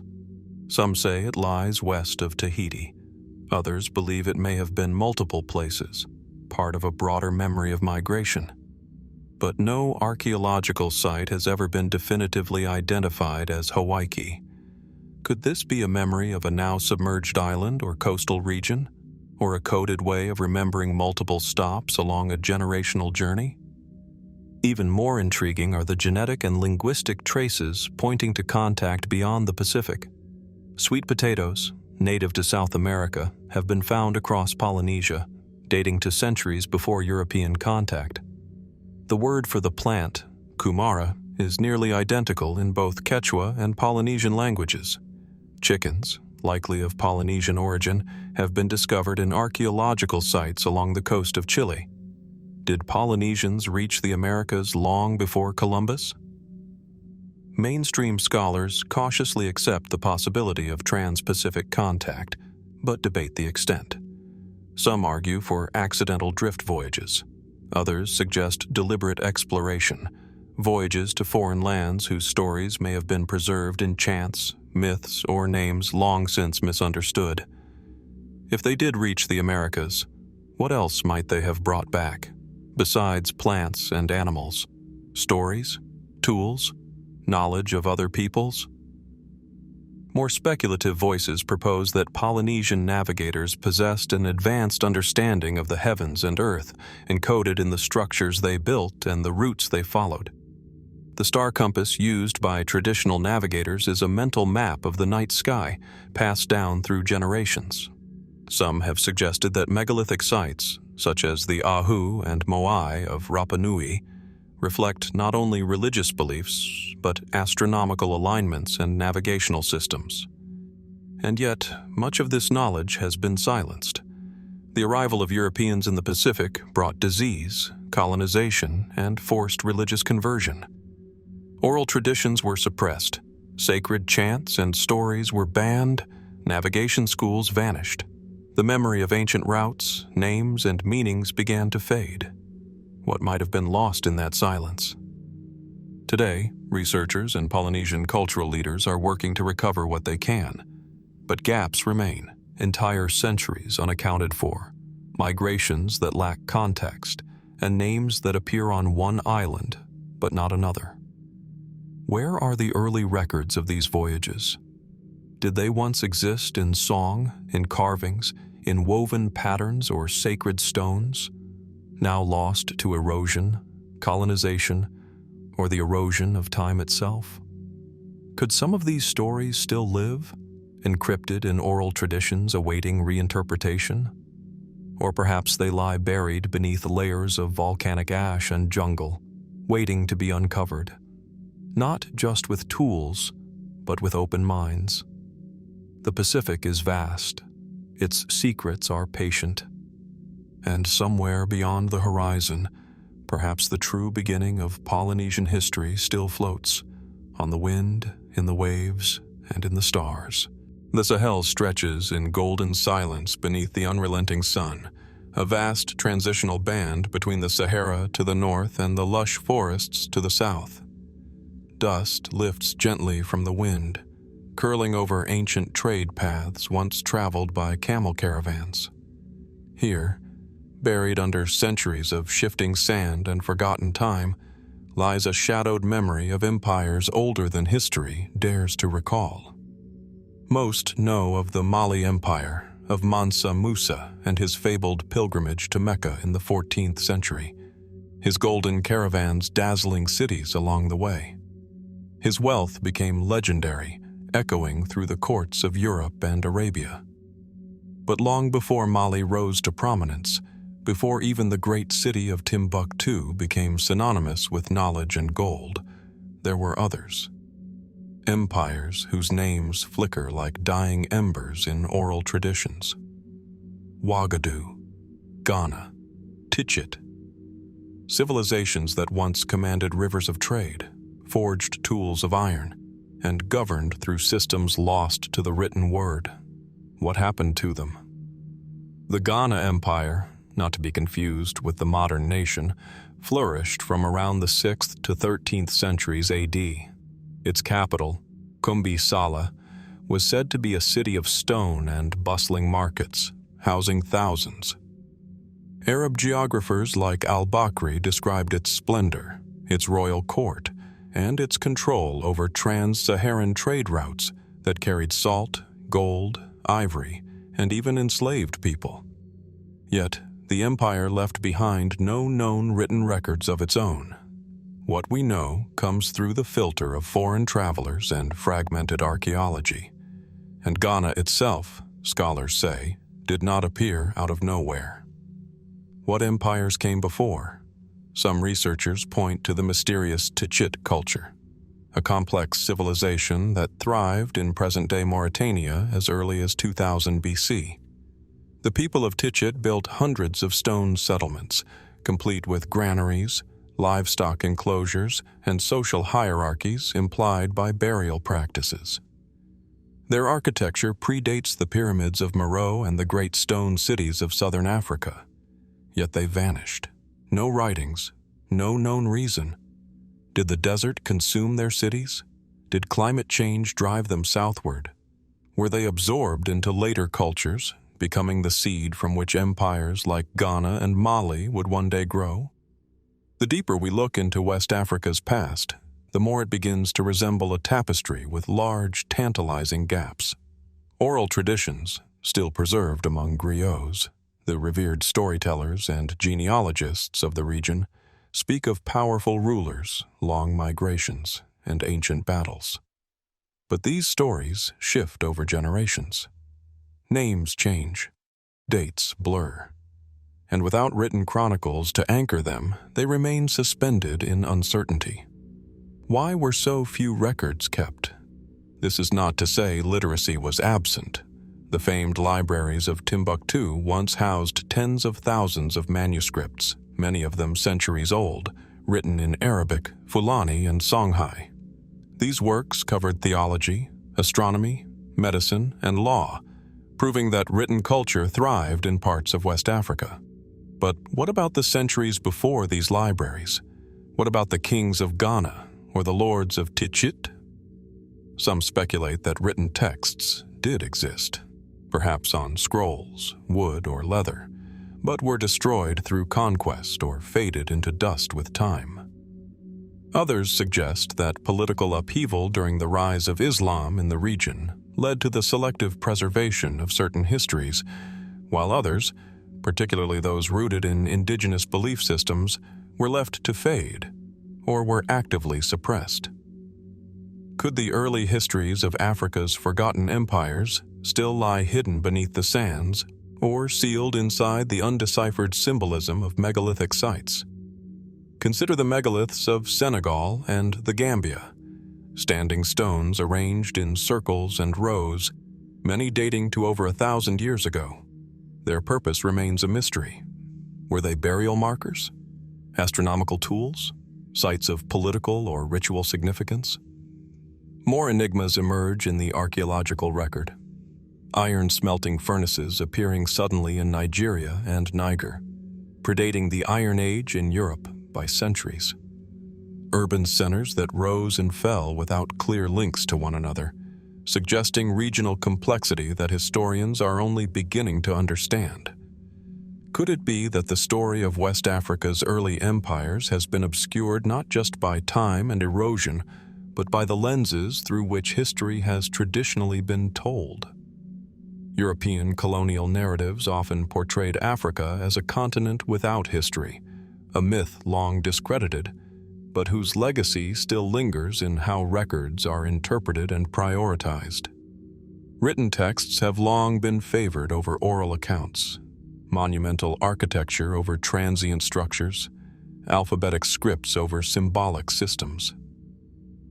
What if some of the missing history survives, not in lost scrolls, but in songs, in ritual, in the memory of families whose ancestors once ruled over lands now forgotten?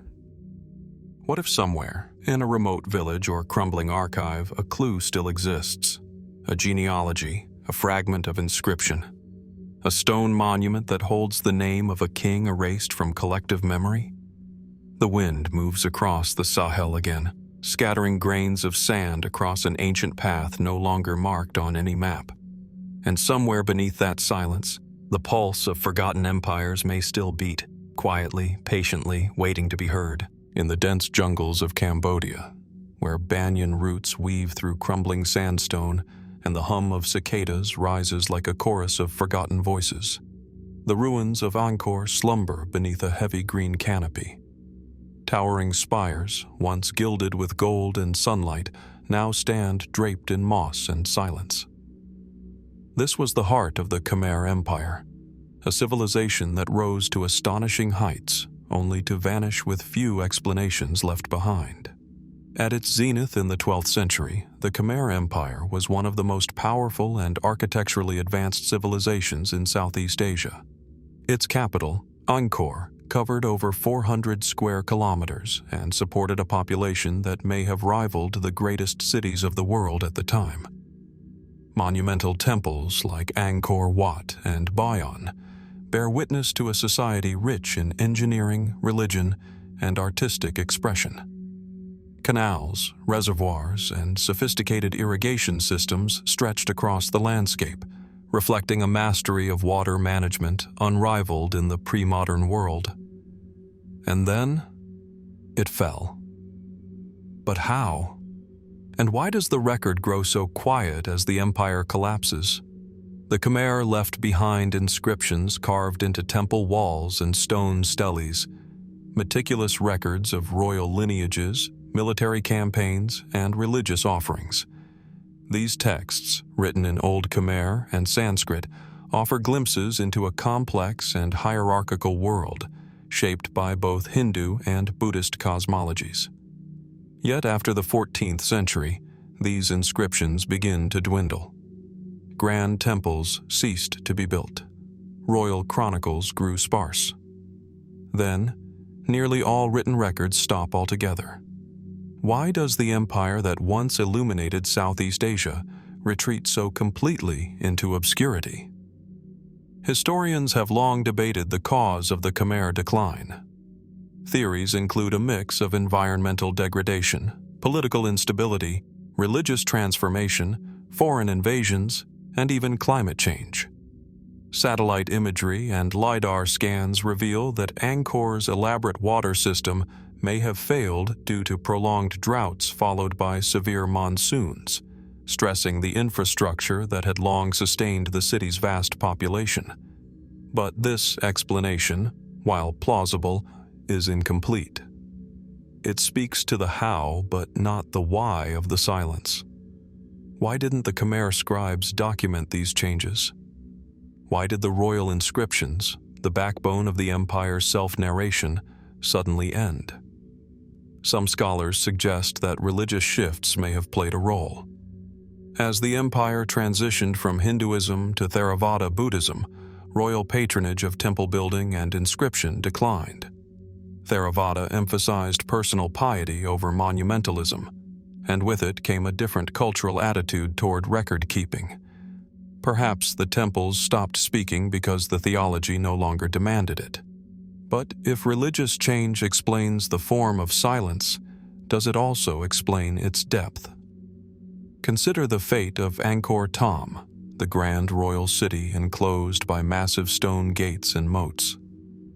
It was not destroyed in battle, nor consumed by fire. Its abandonment seems gradual, unhurried, like a city that simply stopped breathing. Was it depopulated over time, or did something sudden fracture its society? The arrival of the Ayutthaya Kingdom and its invasions from what is now Thailand is often cited as a contributing factor. But even in defeat, empires tend to leave behind records of resistance, retreat, or resilience. The Khmer left none. Or did they? There are hints, whispers from oral traditions passed down in villages surrounding the ruins. Some tales speak of a once glorious city swallowed by the jungle because of divine punishment or royal betrayal. Others recall rulers who left Angkor behind, seeking refuge elsewhere to escape famine or misfortune. These stories, though fragmented and filtered through time, suggest a collective memory trying to preserve what stone has failed to explain. Could records have once existed on perishable materials, palm leaf manuscripts, cloth scrolls, or wooden tablets, now lost to time, war, and climate? We know that in later periods, Buddhist monks in Cambodia used palm leaves for sacred texts and chronicles. Could earlier secular or royal records have been similarly written and stored in monastic libraries or royal archives? If so, their disappearance may not be due to absence, but erasure. The French colonial explorers who rediscovered Angkor in the 19th century found only ruins. Their narratives often emphasized the lost city, neglecting the fact that Khmer people had never truly forgotten Angkor. It remained part of their spiritual and cultural geography. But colonial interest may have also shaped which histories were recorded and which were dismissed. Could earlier Khmer manuscripts have been overlooked, destroyed, or even taken?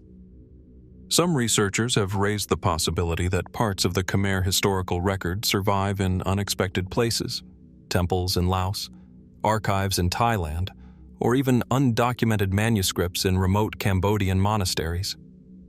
As of yet, no definitive discovery has reshaped our understanding of Angkor's fall, but the question lingers: are we looking in the wrong places?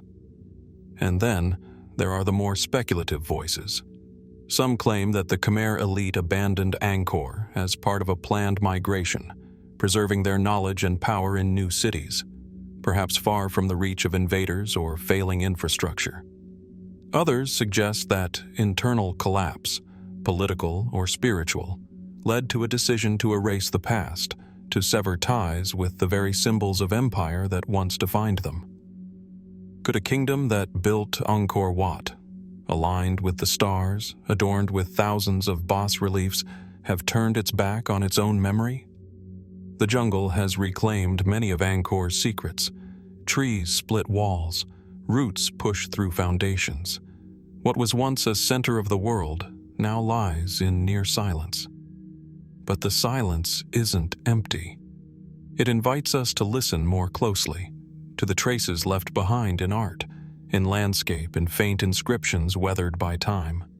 It asks us to reconsider the nature of collapse, not as a single event, but as a slow forgetting, a quiet retreat into shadows. What happened in those final decades? Where did the last scribes go? And might some part of their story, written in wood, whispered in ritual, buried in stone, still be waiting to be found? Under the blazing sun of the Australian outback, time stretches thin. Red ochre cliffs tower over silent deserts. Ancient eucalyptus trees cast shadows across scorched earth, and carved into the rocks, etched by hands that may have moved here over 60,000 years ago, are symbols, stories, maps of memory. This is one of the oldest continuous cultures on Earth, and yet, much of its history is missing. Before colonization, the Aboriginal peoples of Australia held entire encyclopedias of knowledge, not in books, scrolls, or stone inscriptions, but in songlines, oral narratives passed down through generation after generation. These stories did more than tell of ancestors or gods. They encoded geography, astronomy, agriculture, law, kinship, and cosmology. A song could guide you across deserts, from waterhole to mountain to river, marking thousands of kilometers without a single written word. But today, many of these songlines are broken. The knowledge, once sung, danced, and painted into the land, was interrupted by waves of colonization that dismissed it as myth, suppressed its transmission, or removed the people who kept it alive. What was lost in the silence? Archaeological evidence shows that Aboriginal Australians were cultivating the land long before European agricultural systems emerged.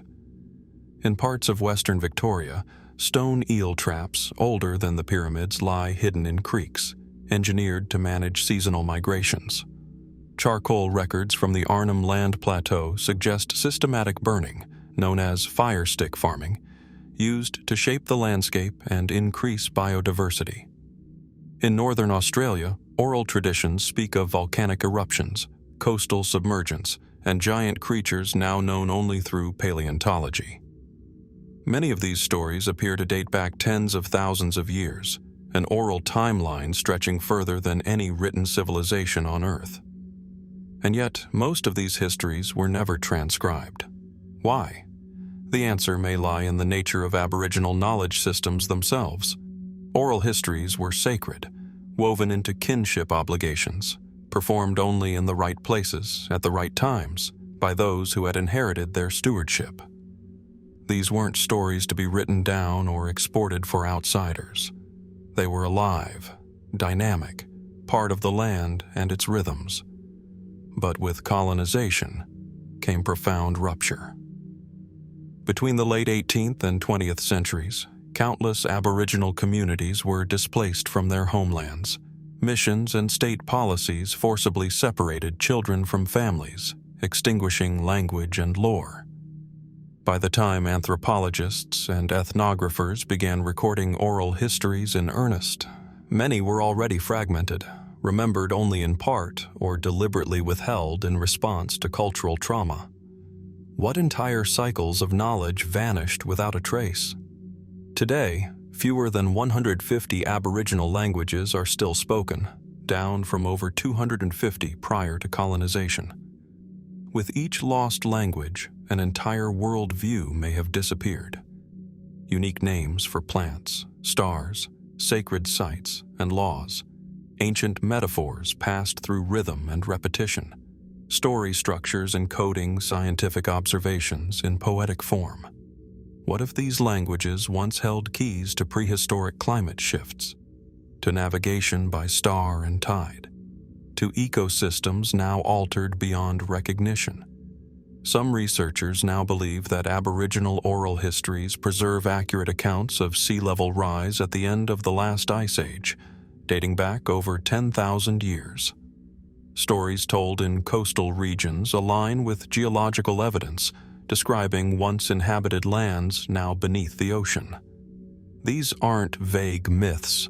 They include specific descriptions of submerged cliffs, freshwater sources, and sunken islands. Could these be echoes of lived memory, transmitted across hundreds of generations? And what else might be hidden in the oral record? There are stories of great sky beings and spirits descending from the heavens, interpreted by some as cosmological allegory, by others as ancient contact narratives. There are songs that trace constellations across the sky, linking celestial movement to the migration of animals, the growth of plants, the changing of the seasons. There are cave paintings of beings with elongated limbs, oversized eyes, and non-human forms, known in some traditions as the Mimi spirits or Wandjina. Are these spiritual archetypes, or faded memories of encounters long forgotten? Most academics tread carefully here, respecting cultural sensitivity and the limits of external interpretation. But still, the questions linger. Why do similar motifs appear in the oral histories of peoples separated by vast distances? Could ancient migration routes, long since erased by rising seas or desertification, have once connected these communities in ways we can no longer see? Some Aboriginal elders describe deep time not as a distant past, but as something present, alive, accessible through ceremony and place. In this view, history is not linear, it's layered. And perhaps that's what Western history has struggled to grasp, that the past wasn't lost, only hidden in plain sight. But even so, how much has been severed? Early colonial records are filled with tragic irony, explorers dismissing Aboriginal people as primitive, even as they crossed vast landscapes with uncanny accuracy, surviving on plants and tracking animals Europeans could neither name nor find. These same explorers walked past rock art galleries older than any known European structure, unaware they were stepping over sacred archives. What if they had listened? Today, efforts are underway to preserve and revitalize what remains. Linguists and indigenous communities collaborate to document endangered languages. Elders pass on songs and stories to younger generations. Digital mapping projects are reconnecting people to their songlines, their landscapes, their cosmologies. But even with this resurgence, gaps remain. Entire histories lost before they could be recorded, absorbed by centuries of silence and systemic erasure. What lived experience was once encoded in chants now forgotten? What astronomical knowledge was once embedded in rhythms that no longer echo? And what truths, buried in land, in memory, in the unspoken, are still waiting to be rediscovered? Perhaps somewhere, in the red earth of a forgotten trail or in the shadow of a sacred mountain, a fragment still lingers, not in books or archives, but in the wind, in the stars, in the dreaming of a land older than time itself. And so, as the echoes of ancient songlines faded into the red dust of Australia, we turn our gaze northwest, beyond the cradle of the Fertile Crescent, high into the rugged plateaus and volcanic peaks of what is now Armenia. Here, between the Black and Caspian Seas, lies a land whose history stretches back to the Bronze Age and beyond, yet whose earliest chapters are shrouded in silence. In the shadow of Mount Ararat's snow-capped summit, valleys still cradle the ruins of early settlements, stone foundations half buried beneath wind-blown soil, the carved lintels of temples swallowed by ivy, and petroglyphs etched into basalt that glint faintly in the morning light. Archaeologists have uncovered fragments of pottery painted with swirling motifs, obsidian arrowheads traded from distant sources, and the remnants of fortified citadels perched on rocky outcrops, evidence of complex societies in the 3rd and 2nd millennia BC. Yet written records from those earliest kingdoms are nearly non-existent. We know of Hyasa Azi, Mitanni, Armani, and Haik, names that appear only in foreign annals or whispered by later chroniclers. Egyptian and Hittite scribes mention alliances, wars, and tribute from these lands, but their descriptions are brief, focused on diplomatic minutiae rather than the inner workings of Armenian rule. When native inscriptions do emerge, carved centuries later in cuneiform or Old Armenian, they speak of legendary patriarchs and divine kings, but offer few concrete dates or administrative details. What happened to the archives of these early realms? Mainstream historians attribute much of the gap to the fragility of perishable records. Limestone and basalt can endure, but clay tablets and parchment scrolls, if they were ever used, would have succumbed to Armenia's seismic upheavals, moisture, and centuries of human upheaval. Yet even regions with similar climates have yielded richer textual legacies. Why does Armenia, a crossroads of great empires, remain so muted in its pre-classical writings? Perhaps the answer lies in the nature of power itself. The earliest Armenian polities may have been loosely organized confederations of tribal chieftains rather than centralized monarchies with scribal bureaus. Governance could have been personal, ritual, and oral, passed from one leader to the next through oaths, symbols, and ceremonies. Such a system would leave little trace on stone, especially if later states sought to overwrite those traditions with new dynastic myths. By the time the Orontid dynasty emerged in the 6th century BC, marrying local authority to Achaemenid administration, Armenia's rulers were already integrating Zoroastrian and Persian forms of record-keeping. Royal inscriptions began to appear in Aramaic and Old Persian alongside emerging Armenian scripts. Yet these too are scant, overshadowed by the surviving records of their overlords. The grand narratives of Cyrus, Darius, and Xerxes leave only faint footnotes for Armenia. Was this erasure accidental or deliberate? Consider the region's strategic importance.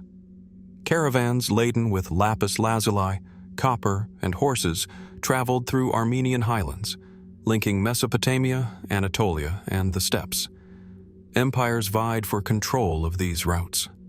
A conquering power might have destroyed local chronicles to suppress rival claims or to eliminate inconvenient truths, such as alliances with enemies or the existence of autonomous priest-kings. In the ruins of Armavir and Yervandashat, later capital cities, archaeologists have unearthed seal impressions bearing royal names, but no accompanying annals. In Tigranakert, the bold city founded by King Tigranes the Great, we find reliefs of his triumphs, but almost no record of his predecessors' deeds. As if the history of early Armenia were a palimpsest, scraped clean for each new dynasty to inscribe its own legacy. Yet enigmatic hints persist. Ancient toponyms survive in local dialects and sacred place names. Gugur, Van, Tisopke, and Arzan. These echo layers of habitation and shifting borders, suggesting kingdoms whose true names have slipped from memory. Medieval Armenian chroniclers, Moses of Corinth, Agathangelus, wove oral traditions into epic narratives, but their works blend fact and legend, divine interventions, and moral didacticism, making it difficult to untangle genuine administrative records from metaphorical storytelling. Archaeobotanical surveys in Lake Seven's basin reveal irrigation canals and grape terraces dating to at least 2000 BC, an agricultural sophistication aligned with Upper Egyptian and Mesopotamian systems of the time. Petroglyphs near Gegama Hills depict ritual scenes remarkably similar to contemporary iconography of Hittite and Hurrian gods. Can it be that early Armenians worshipped deities long before they became known through cuneiform texts? And did those beliefs get inscribed, only to be erased by time or conquest? Fringe theories add another layer of intrigue. Some suggest that Armenian Asha, truth, and Hetk, investigation, once formed a scholastic tradition akin to the scribal schools of Sumer and Elam, preserved in secret monastic libraries hidden deep within the highlands. Others propose that lost texts lie buried beneath wind-eroded mounds, tells that haven't yet been excavated because they lie on modern infrastructure or across disputed borders. Could a trove of clay tablets, sealed in a collapsed ziggurat of a forgotten Armenian city, await rediscovery? What political treaties, agricultural manuals, or astronomical observations might they contain? And how might they reshape our understanding of Bronze Age connections between the Caucasus and the Fertile Crescent? The questions multiply, each one a whisper lost in the tall grass of history. As spring's wildflowers bloom among the stones of Zvartnots and the early Christian basilicas, we are reminded that cultures build upon the foundations of those who came before. Armenia's classical and medieval heritage, its manuscripts, churches, and khachkars, stand as a testament to a people who valued inscription, symbolism, and continuity. Yet the earliest kingdoms that laid the bedrock of that heritage remain ghostly figures, their archives invisible, their voices faint. What remains buried under the volcanic ash of Mount Ararat's ancient eruptions? What scrolls, tablets, or leather codices were lost to earthquakes that toppled citadel walls? And what silent ruins, still unexcavated, contain the keys to the earliest chapters of Armenian identity? The wind stirs across the highland plateau, stirring dust into the morning light. Somewhere, in the soil and rock of this storied land, fragments of a vanished history lie waiting, quiet, patient, and hidden. And the deeper we probe, the more we sense that the true story of Armenia's first kingdoms may yet surprise us, emerging from shadow into the light of discovery. Just as the highland winds of Armenia carry whispers of lost kingdoms, the misty shores of Japan beckon us onward, to an even more ancient past. Here, where rugged coastlines meet dense temperate forests, lie the silent remains of the Jomon people, hunter-gatherers whose legacy stretches back to at least 14,000 BC. Their world was one of shifting sea levels, volcanic upheaval, and seasonal bounty. But much of their story, recorded not in scrolls but in stone and clay, remains tantalizingly out of reach. Imagine standing on a windswept bluff above a Jomon settlement on the Pacific coast. Below, middens glint with bits of shell and fishbone, discarded like threads of ancient conversations. Gigantic pottery jars, some over a meter tall, bear elaborate cord-impressed patterns, spirals, and whorls that seem to dance across their surfaces. These vessels, among the oldest in the world, suggest ceremonies and communal feasts, rituals now silent to us. Archaeologists have found stone tools exquisitely flaked from local obsidian, microscopic wear patterns revealing specialized use, hunting deer, scraping hides, carving wood. In the forests, they fashioned dugout canoes from cedar trunks. Offshore, they caught sea bream and tuna with bone hooks, Their diet was rich and varied, their movements attuned to the rhythms of the archipelago. Yet for all this material richness, the Jomon left no writing. Their pottery culture spanned nearly 10,000 years, longer than any civilization in recorded history, without a single inscription.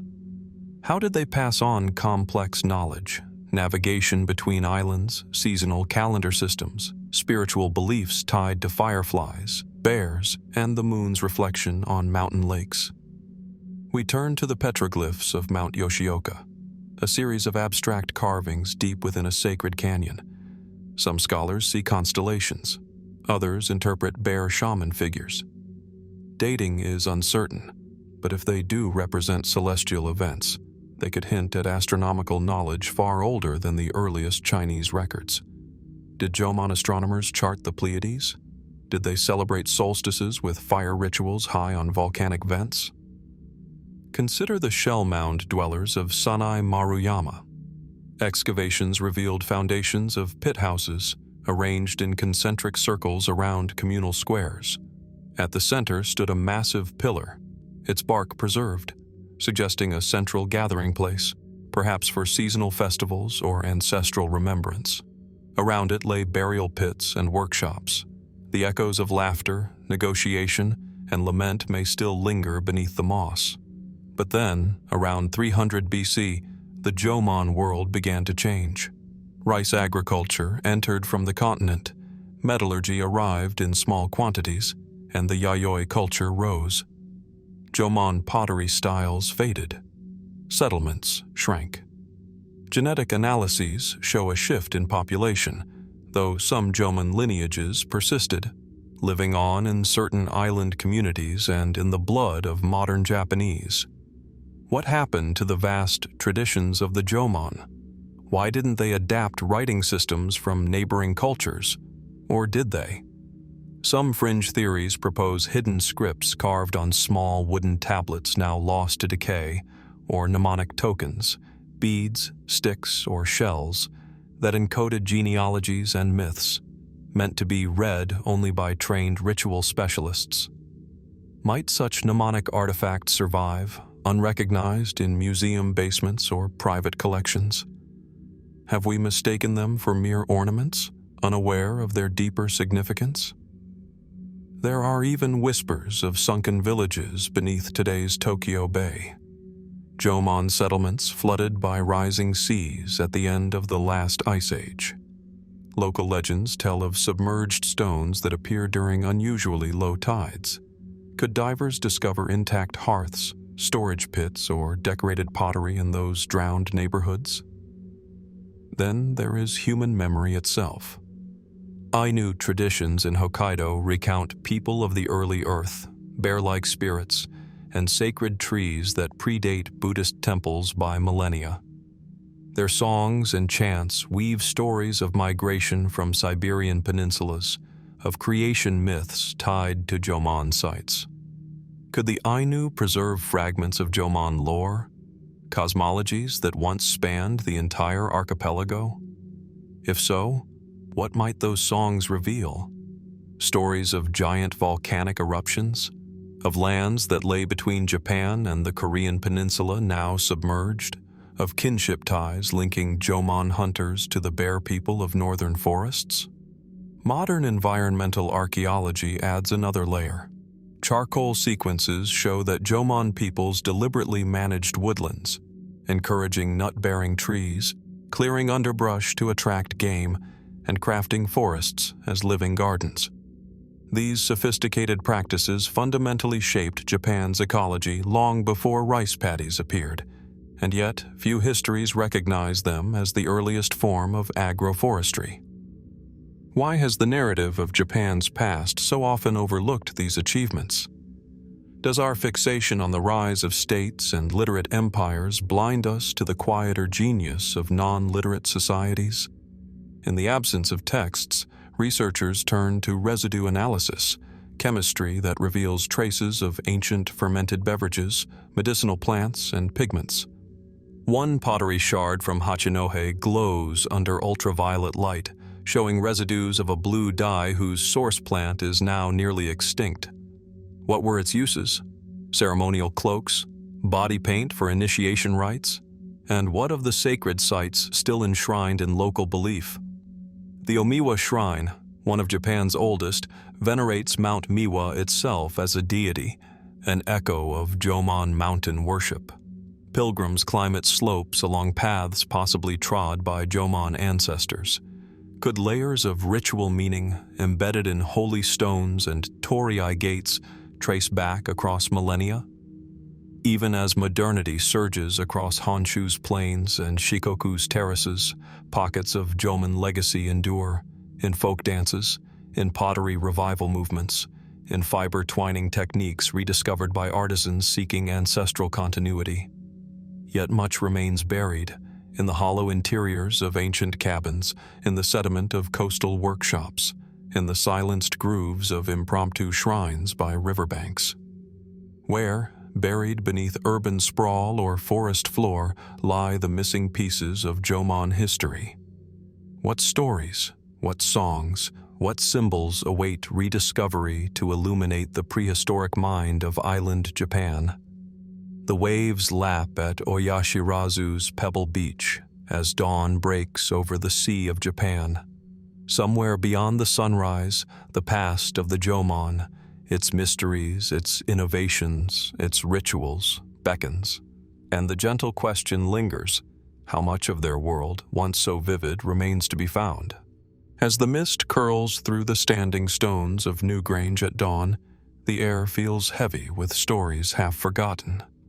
Moss-softened curbstones bear low-relief spirals carved more than 5 millennia ago, symbols whose meanings have slipped from human memory. Across the windswept moors of Cornwall, solitary menhirs jut skyward, their granite surfaces scored by lichen and time. These silent sentinels mark a landscape once alive with 1,000 voices. Voices that, so we believe, spoke in a script now vanished. We call these people Celts, a name granted by outsiders, Greek merchants, Roman historians, not by the communities themselves. Yet for centuries, scholars assumed that Celtic societies, from the emerald hills of Eire to the forests of Gaul, must have left written records, annals, myths, laws, scripts etched on wood, vellum, or metal, and yet, almost none survive. What happened to the Celtic books? The earliest known Celtic inscriptions appear in Ogham script, tallies of names carved into standing stones from roughly the 4th to 7th centuries AD, mostly in southwestern Ireland and western Britain. The letters, vertical strokes along a central line, mark personal memorials of Maki Katir, son of Kuna. They hint at a literate culture, one able to record kinship and territory, but they tell us nothing of kingship deeds, druidic lore, or epic journeys. Why not? Classical authors, Posidonius, Diodorus Siculus, Caesar, describe rich Celtic customs, bardic poetry, sacred groves, druids who could read the future. Yet in the centuries that followed, Rome annexed Gaul, and the Christian church spread across the islands. Pagan texts, if they existed, were condemned as heresy. Monasteries burned idolatrous curiosities. Oral tradition became suspect, relegated to bards faintly remembered in medieval annals. By the time Irish monks began to write in Latin, transcribing genealogies and saints' lives in the 7th century, centuries of pre-Christian lore had already dimmed. They preserved fragmented sagas, Tain Bo Cuailnge, the Ulster cycle. Yet these epics betray signs of redaction, Christian interpolation, and institutional control. We read of warrior queens and headless charioteers, but the original Druidic verses, the law texts of ancient Brecon jurists, remain absent. Is it simply that the Celts never adopted durable writing materials? Perhaps their scribes used wax tablets, bark, or leather, organic media that decayed in damp climates. But other cultures of the same era, Vikings with runes, early Germanic tribes with wooden stave carvings left traces. Why did Celtic manuscripts disappear wholesale? Some suggest deliberate destruction. Caesar's legions are said to have burned Gallic sanctuaries. Christian missionaries, zealous in Rome's shadow, outlawed pagan rites. The burning of the Library of Alexandria may be distant, but local analogues, Christian councils ordering the destruction of pagan books, are not unheard of. Could entire libraries of Druidic learning have gone up in flames? Or was secrecy at play? Druidic orders prized oral transmission. Initiates memorized vast corpora of verse, law, and ritual under strict vows. Writing was seen as a crutch, a betrayal of sacred intimacy. By the time literacy spread, the most sacred knowledge may have already evaporated, guarded by a dwindling class unwilling to inscribe mysteries into mortal ink. Yet whispers persist of hidden troves. In caves beneath the Pennines, local folklore speaks of scroll chests sealed by Roman invaders. In the Cevennes, shepherds tell of manuscripts buried in Col de la Pierre Plantée after a Frankish raid. None of these legends has yielded tangible evidence, but they point to a yearning, the hope that somewhere, in a damp crevice or a looted abbey's cellar, fragments of Celtic script, or perhaps translations never seen by modern eyes, still slumber. Then there is the question of continuity. Welsh medieval manuscripts, Mabinogian tales and triads, carry echoes of pre-Roman myth. Scots Gaelic laments and Breton ballads preserve motifs of lake maidens and head-hunting heroes. These stories survived only because monastic scribes, centuries after conversion, saw value in preserving local lore, albeit reframed within Christian morals. What might those original versions have contained? Ritual instructions, herbal lore, complex cosmologies mapping the other world. Modern archaeology offers tantalizing hints. At La Tène, the eponymous Iron Age site in Switzerland, excavations uncovered fragments of thin iron rods, possibly styluses, and wooden planks bearing faint impressions of linear symbols. Were these the tools of a proto-writing system, never fully developed into a script? Did Celts experiment with notation, counting livestock, tracking lunar cycles, before abandoning the effort in favor of oral mastery? And linguistics raises further puzzles. The modern Celtic languages, Irish, Welsh, Breton, share roots in a common ancestor spoken before the Roman conquest. Yet reconstructions of Proto-Celtic rely heavily on comparative philology with other Indo-European tongues, not on direct inscriptions. How many unique grammatical structures, metaphors embedded in poetry, and rhetorical forms were lost simply because no one wrote them down? In recent decades, digital imaging has revealed Latin glosses in the margins of Celtic manuscripts, prayers, magical formulae, perhaps remnants of pre-Christian spells. Could these marginalia be the last embers of a fading script, scrawled by a solitary monk sympathetic to old ways? Some fringes of scholarship even point to Ogham-like carvings in Western France, evidence, they claim, of a pan-Celtic writing tradition suppressed under Roman rule.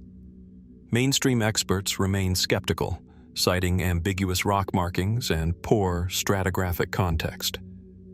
Yet the very debate underscores our uncertainty. Today, cultural revival movements in Brittany and Cornwall seek to reclaim lost languages and traditions. Stone Ogham plaques appear in village greens. Ceremonies echo reconstructed Druidic rites. But without written records, reconstruction is necessarily speculative, a tapestry woven from frayed threads. What would we learn if even a single true Celtic manuscript, scroll, codex, or carved tablet, were to emerge? Would it rewrite our understanding of Celtic law, of their astronomical knowledge, of their philosophical conceptions of fate and honor? The answer remains elusive. among the gnawed roots of oak trees and the lichen-clad tombs of chieftains.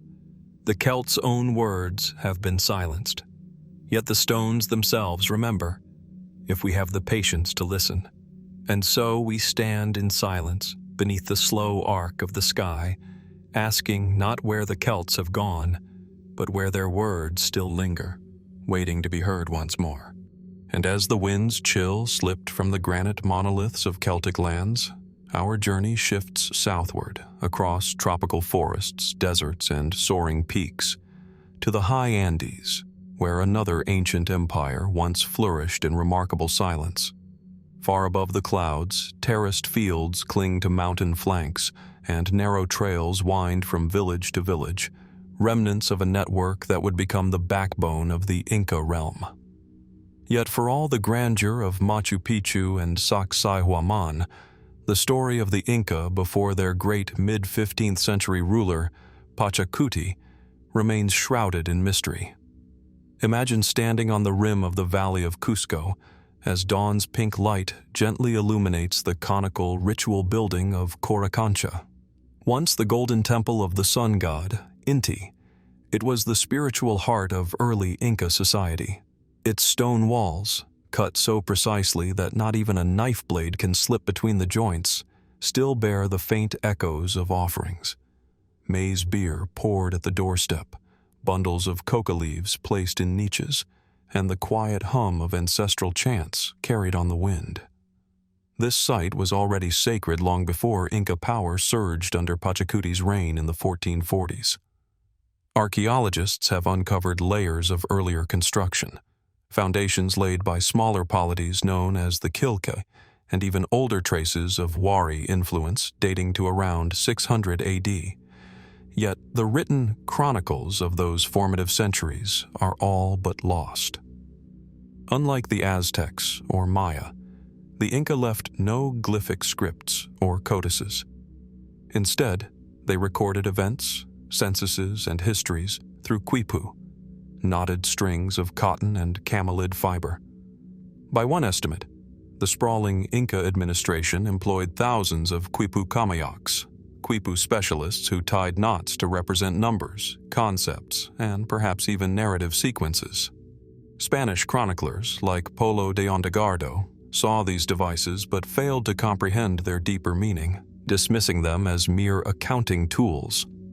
What if the quipu held not just tax records, but epic sagas of royal lineages, epic battles, and the deeds of early Sapa Inca, imperial rulers?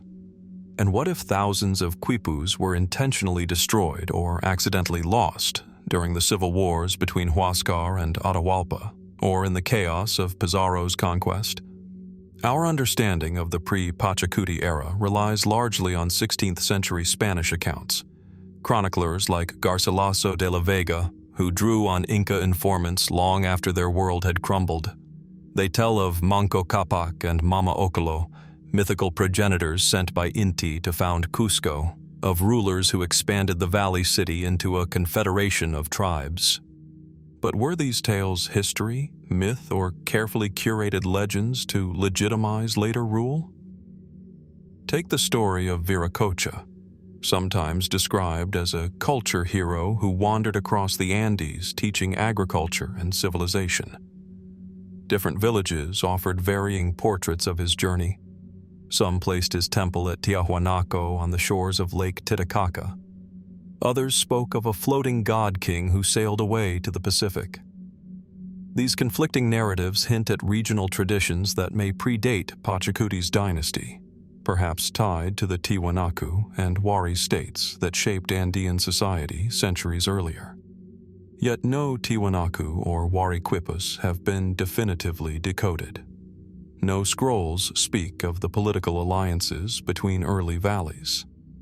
We find ruins of administrative centers, like Picalacta near Cusco, and administrative storehouses, Colcos, in the Sacred Valley, but little in the way of written or knotted chronicles to explain how these networks formed. Even monumental architecture hints at mysteries. The fortress of Ollantaytambo bears multi-phase construction.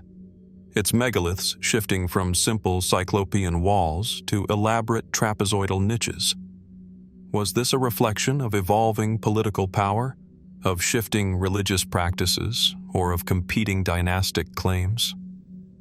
Without records, we can trace stonework, but not the debates that shaped it. Then there are boundaries, huacas, sacred shrines that marked territorial limits. In sections of the high jungle, Spanish missionaries recorded Inca travelers visiting huacas to make offerings for safe passage. Were these huacas also waypoints in an unwritten road book, encoded in quipu or oral instruction? How many early Inca routes, caravans of llamas and armies of llama silk-clad troops, served as conduits for ideas, marriages, and alliances that no text ever mentioned? Speculative theories suggest that a class of priest astronomers might have kept calendrical quipus, recording solstices, eclipses, and omens, in a system now irretrievable. Ethnoastronomy shows that Inca temples align precisely with rising celestial bodies. Coricancha's windows frame the June solstice sunrise. Windows at Intihuatana and Machu Picchu mark the equinox. Could earlier observatories, such as those on Sacsayhuaman's terraces, have been part of a pre-Pachacuti astral network, documented only in perishable quipu patterns? The Spanish conquest dealt a final blow. Chroniclers proudly burned quipus and destroyed Indian manuscripts, eager to stamp out idolatry. Others misunderstood the devices, cutting away knotted cords to repurpose the fibers. By the turn of the 17th century, quipu use had become unofficial, relegated to a few remote provinces. And by the 18th century, quipu kamayaks were gone. Today, scholars piece together fragments, quipu artifacts in museum drawers, colonial reports in dusty archives, the thin threads of oral legends recited by Quechua elders. But each recovered quipu, or recorded story, raises new questions. How many different quipu styles existed? Were there narrative quipus with reading orders, akin to pages of a book? And what of the quipus left behind in Inca penitentiary centers, used by clerks who chronicled colonial taxes in indigenous terms? In the terraced hills of Ollantaytambo, goats graze where royal palaces once stood. In the stone courtyards of Pisac, visitors wander between fountains still fed by aqueducts first built by pre-Pachacuti engineers. Beneath the pavement of modern Cusco, foundations of Quilque neighborhoods lie unexcavated, and in the soft folds of the Sacred Valley, villagers still recount faint memories, passed from one generation to the next, of a world before the empire.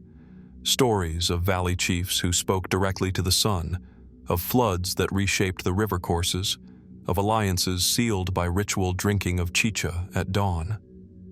What might we discover if a container of quipus were unearthed in a collapsed storehouse? If a cache of early Spanish chronicles were found in a private chapel's rafters? If an Alu elder's full song cycle, preserving pre-Pachacuti lore, were recorded in its entirety? The stones may speak through their architecture, the valleys through embedded irrigation, and the lines of llamas through ancient roads. But the words remain missing, tied in knots we have yet to untangle. And so we end this chapter not with answers, but with a question. What hidden narratives of the early Inca, before the Sun Empire reached its apogee under Pachacuti, lie still bound in silence, waiting for the right mind to read their knots?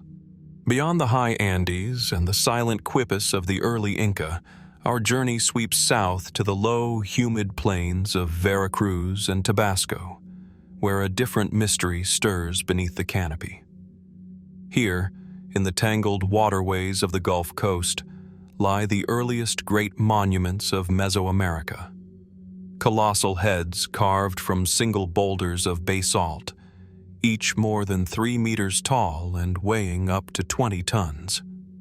These are the Olmec colossal heads, sentinels of a civilization that emerged by 1500 BC and left few written traces of its own beginnings. Picture a misty morning at San Lorenzo, the oldest of the Olmec sites. Low mounds, once grand pyramid platforms, rise in the half-light.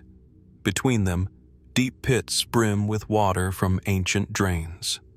Shards of fine jade and pottery glint among broken stelae. At the heart, enormous heads rest on stone benches, their flat faces gazing toward the marshes. The sculptors who fashioned these heads knew precisely how to transport and carve volcanic rock from their quarries some 80 kilometers away, an astounding feat of logistics and engineering that demands organized labor and centralized authority. Yet, who were they? The Olmec left no script, no codices, glyphs, or inscribed bone tablets that could tell us where they came from or what they called themselves. Our knowledge comes almost entirely from archaeological excavation and the limited mention of Tamoanchan in later Maya and Aztec myths, a sacred place of origin. Mainstream scholars suggest the Olmec sprang from earlier archaic forager groups in the region, adapting to swampy environments and forming the first true state-level society in Mesoamerica. But direct evidence of their predecessors, those who laid the foundations of complex religious practices, maize agriculture, and monumental construction, remains frustratingly scarce. Were the Olmec an indigenous evolution, or did they integrate influences from distant peoples? The material record hints at surprising connections. Artifacts of serpentine and greenstone, materials prized for their symbolic power, arrived from the Sierra de los Tuxtlas. Pottery styles evolved rapidly into distinctive Olmec blue, suggesting shared cultural norms across multiple sites. At La Venta, massive mosaic pavements depict jaguars and feathered serpents, images that would echo in Maya iconography centuries later. Did these images emerge wholly within the Gulf Coast, or were they inspired by travel and exchange with highland peoples?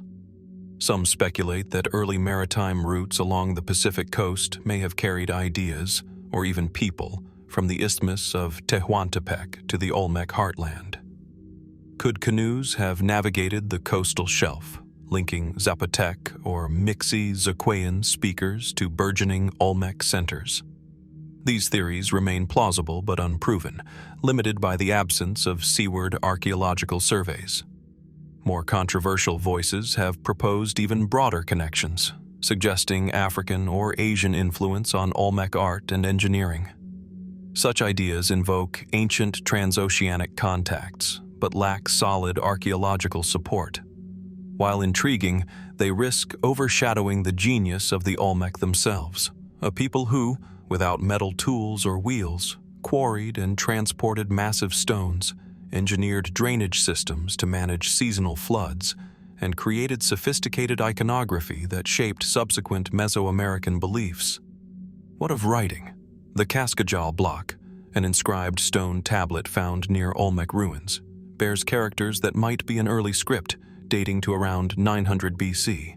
Faintly incised symbols repeat in patterns that suggest syntax. If genuine, this block could be the earliest writing in the Americas, predating Zapotec and Maya glyphs. Yet its provenance remains debated, and without additional examples, we cannot decipher its content. Could the Olmec have used perishable media, bark paper, wooden tablets, or woven cloth, to record their histories, leaving only this singular stone glimpse? And if so, where are those documents now? Were they deliberately destroyed by invaders or lost to climate and decay in the humid tropics? Nearby settlements, Tres Zapotes, Laguna de los Cerros, San Andres, offer tantalizing fragments, workshops where rubber balls were molded for ritual games, tombs containing jade masks, residential platforms indicating social stratification. Yet none yield narrative records.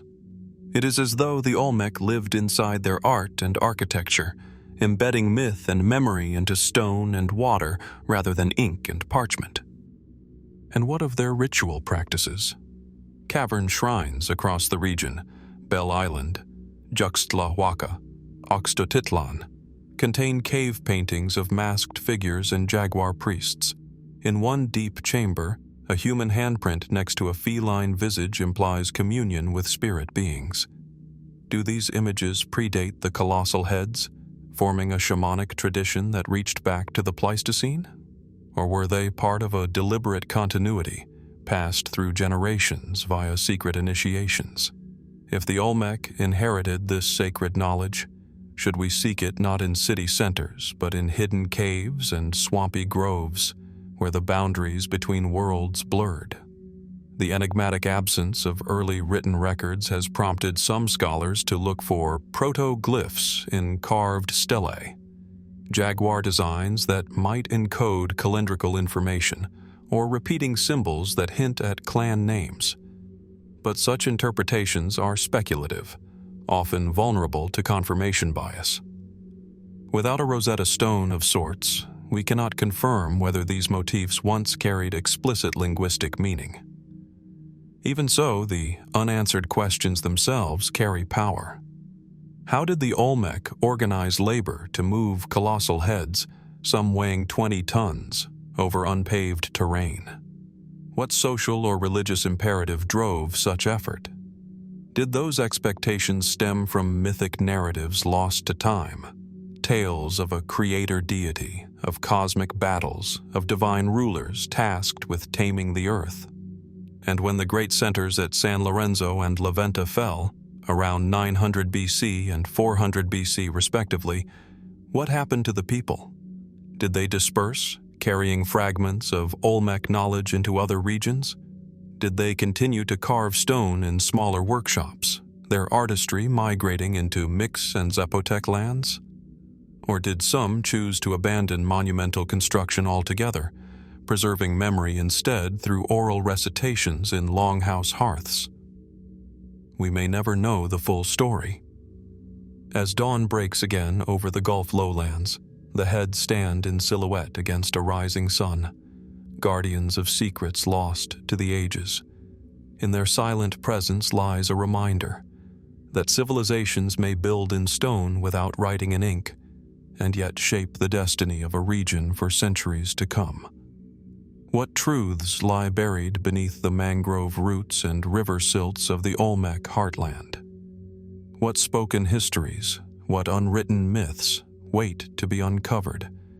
Echoes of a civilization whose first chapters were never written down, but whose legacy endures in every carved face, every buried offering, and every river channel shaped by human hands. Just as the Olmec head stands sentinel over the Gulf Coast's ancient mysteries, our journey now leads us across the Indian Ocean to the rolling hills of southeastern Zimbabwe, where another forgotten metropolis once rose without known chroniclers. Here, among granite kopjes smoothed by wind and rain, lie the ruins of Great Zimbabwe, vast stone enclosures, soaring walls built without mortar, and a story that ethnographers and archaeologists still struggle to piece together. At sunrise, the great enclosure's towering walls glow golden. Each block of carefully shaped granite seems to float atop the next, creating a structure that, at its peak between the 11th and 15th centuries AD, enclosed 300 meters of living space. Inside, birds wheel overhead as goat herders traverse courtyard paths once trodden by kings, traders, and priestesses. Below, in the valley, ancient cattle kraals and evidence of terraced gardens hint at sophisticated agriculture sustained by networked water channels. Yet no carved stelae record the names of those who built these walls. No royal annals chronicle the rise of the Mwene Mutapa rulers or their alliances with Swahili merchants along the coast. The trade in gold, ivory, and salt linked Great Zimbabwe to Kilwa and Sofala, but the city's own script, if it ever had one, has vanished entirely. How did such a monumental center, larger than contemporary European towns, leave so little in the way of written records? Mainstream scholarship attributes the absence of texts to the region's reliance on perishable media, bark cloth, wooden tablets, and leather scrolls that decayed in the tropical climate. Yet other African societies of the era, like the Ethiopian kingdoms, left manuscripts in stone churches and cave monasteries. Why did the builders of Great Zimbabwe not inscribe their achievements in more durable forms? Even more puzzling is the city's apparent lack of ritual monuments. Some kopje shrines bear concentric stone circles and foundations of sacred huts. Local traditions speak of rain rituals conducted in hidden groves and of ancestors honored at particular stone altars. Could these sacred sites once held esoteric knowledge, songs, chants, water-fetching ceremonies that recorded genealogies and laws? If so, those oral traditions were eroded by centuries of displacement and colonial separation. Archaeological digs have uncovered Chinese coins from the Shang Dynasty and Persian glass beads, evidence of far-reaching trade.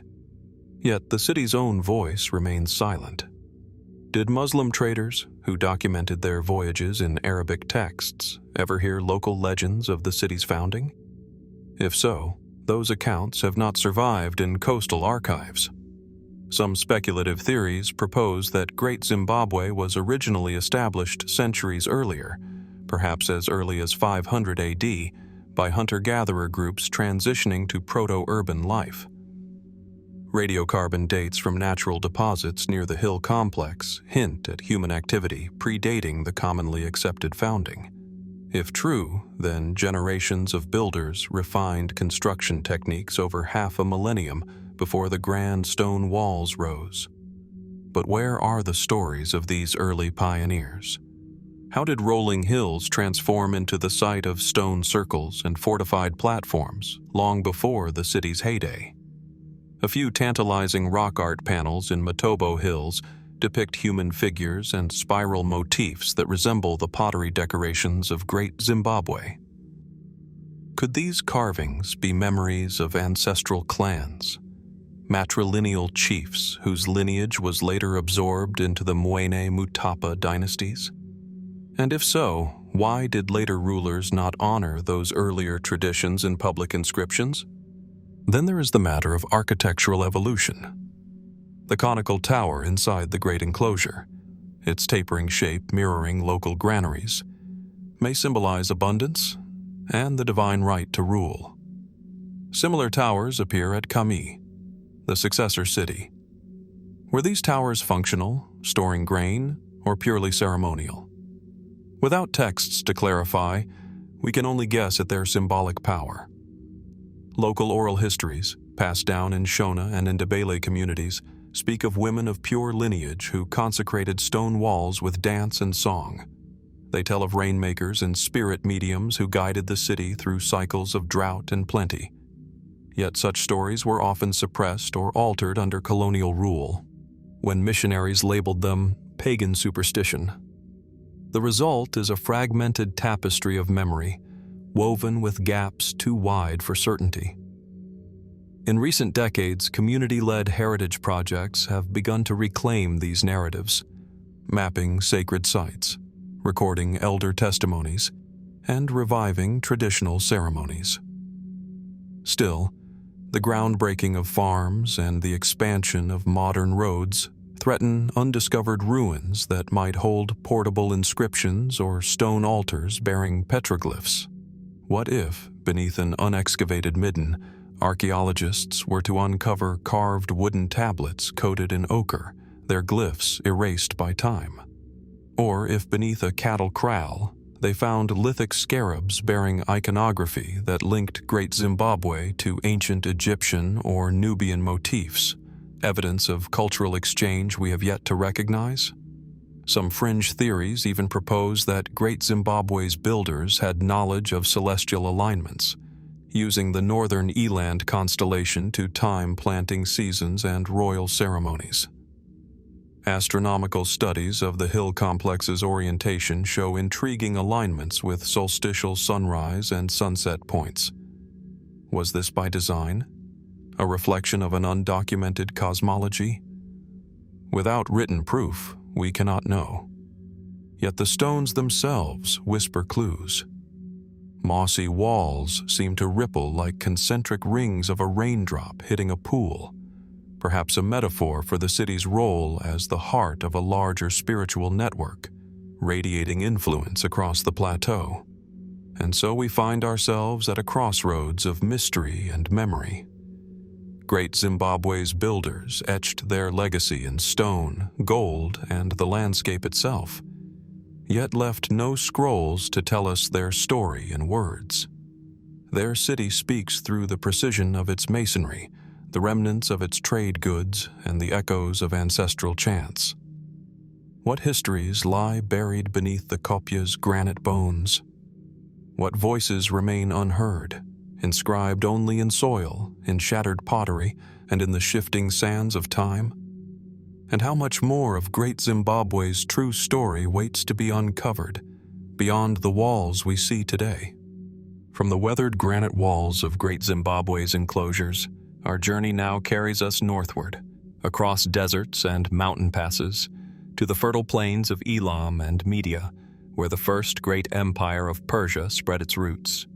Here, among the vestiges of Elamite ziggurats and Median fortresses, lie the silent footprints of satraps, governors who ruled vast provinces on behalf of Achaemenid kings. Yet, for all we know of Darius's grand inscriptions at Behistun, the everyday records of those satrapies, their tax rolls, local decrees, and administrative manuals have vanished without trace. Imagine standing at the ruins of Susa just before sunrise. Pink-hued brick walls, once coated in glazed tiles, loom like the remnants of a dream. In the courtyard of the Apadana Palace, column drums lie broken by centuries of plunder and neglect. Far beneath the ground, where damp soil clings to marble fragments, might lie the archives of the satrapy of Elam, scrolls of papyrus or parchment, sealed in clay jars, detailing the grain quotas of villages stretching to the Zagros foothills. What stories did those scrolls tell? We know that Darius the Great divided his realm into approximately 20 satrapies around 520 BC, each overseen by a satrap responsible for collecting tribute and maintaining order. Greek historians, Herodotus chief among them, provide tantalizing glimpses. The rich gold mines of Cappadocia, the timber forests of Armenia, the purple dye workshops of Phoenicia. Yet Herodotus wrote decades after these satrapies were functioning, and his accounts blend oral tales with official propaganda. No native record survives to confirm, correct, or enrich his narratives. The Behistun inscription itself, carved in 3 languages, celebrates royal triumphs, but says nothing of daily governance. Elamite, Old Persian, and Akkadian lines name satraps only as extensions of imperial power. The corridors of Persepolis, once lined with thousands of tablets, many in Aramaic script, held detailed receipts for the king's stores, leather sandals, carved ivory, quantities of wine. Yet less than 1,000 such fragments have been found, and most remain untranslated. Did the Medes and Persians simply rely on oral transmission for provincial administration? Or did they write extensively, only to see those documents destroyed? When Alexander the Great's forces entered Persepolis in 330 BC, they burned the palace. Whether intentionally or by accident is still debated. Fire swept through the treasury and its annexes. Could vessels full of parchments have been incinerated before they could be salvaged? Likewise, earthquakes that shook Ekbatana, modern Hamadan, may have collapsed subterranean archives, burying them under tons of rubble long before modern archaeologists arrived. In the satrapy of Egypt, Greek-speaking clerks used local papyrus to record tax payments and crop yields, blending Demotic script with Greek cursive. Hundreds of documents survive, papyri from Elephantine, the Hybe papyri. But these speak to Egyptian administration under Persian rule, not to the core Persian imperial bureaucracy. What similar troves of Aramaic or Elamite papyri await discovery? Records of the satrapy of Babylonia, perhaps stashed in the vaults of the Esagila temple. And what of coinage?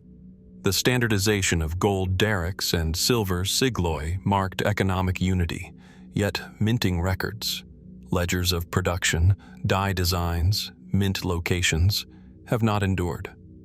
Archaeologists find scattered coin hoards, but mint masters' accounts, vetting procedures, and security protocols remain hidden in the sand.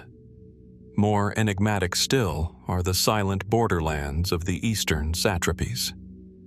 Gandhara and Arakosha, regions now spanning Pakistan and Afghanistan, lay at the empire's far edge.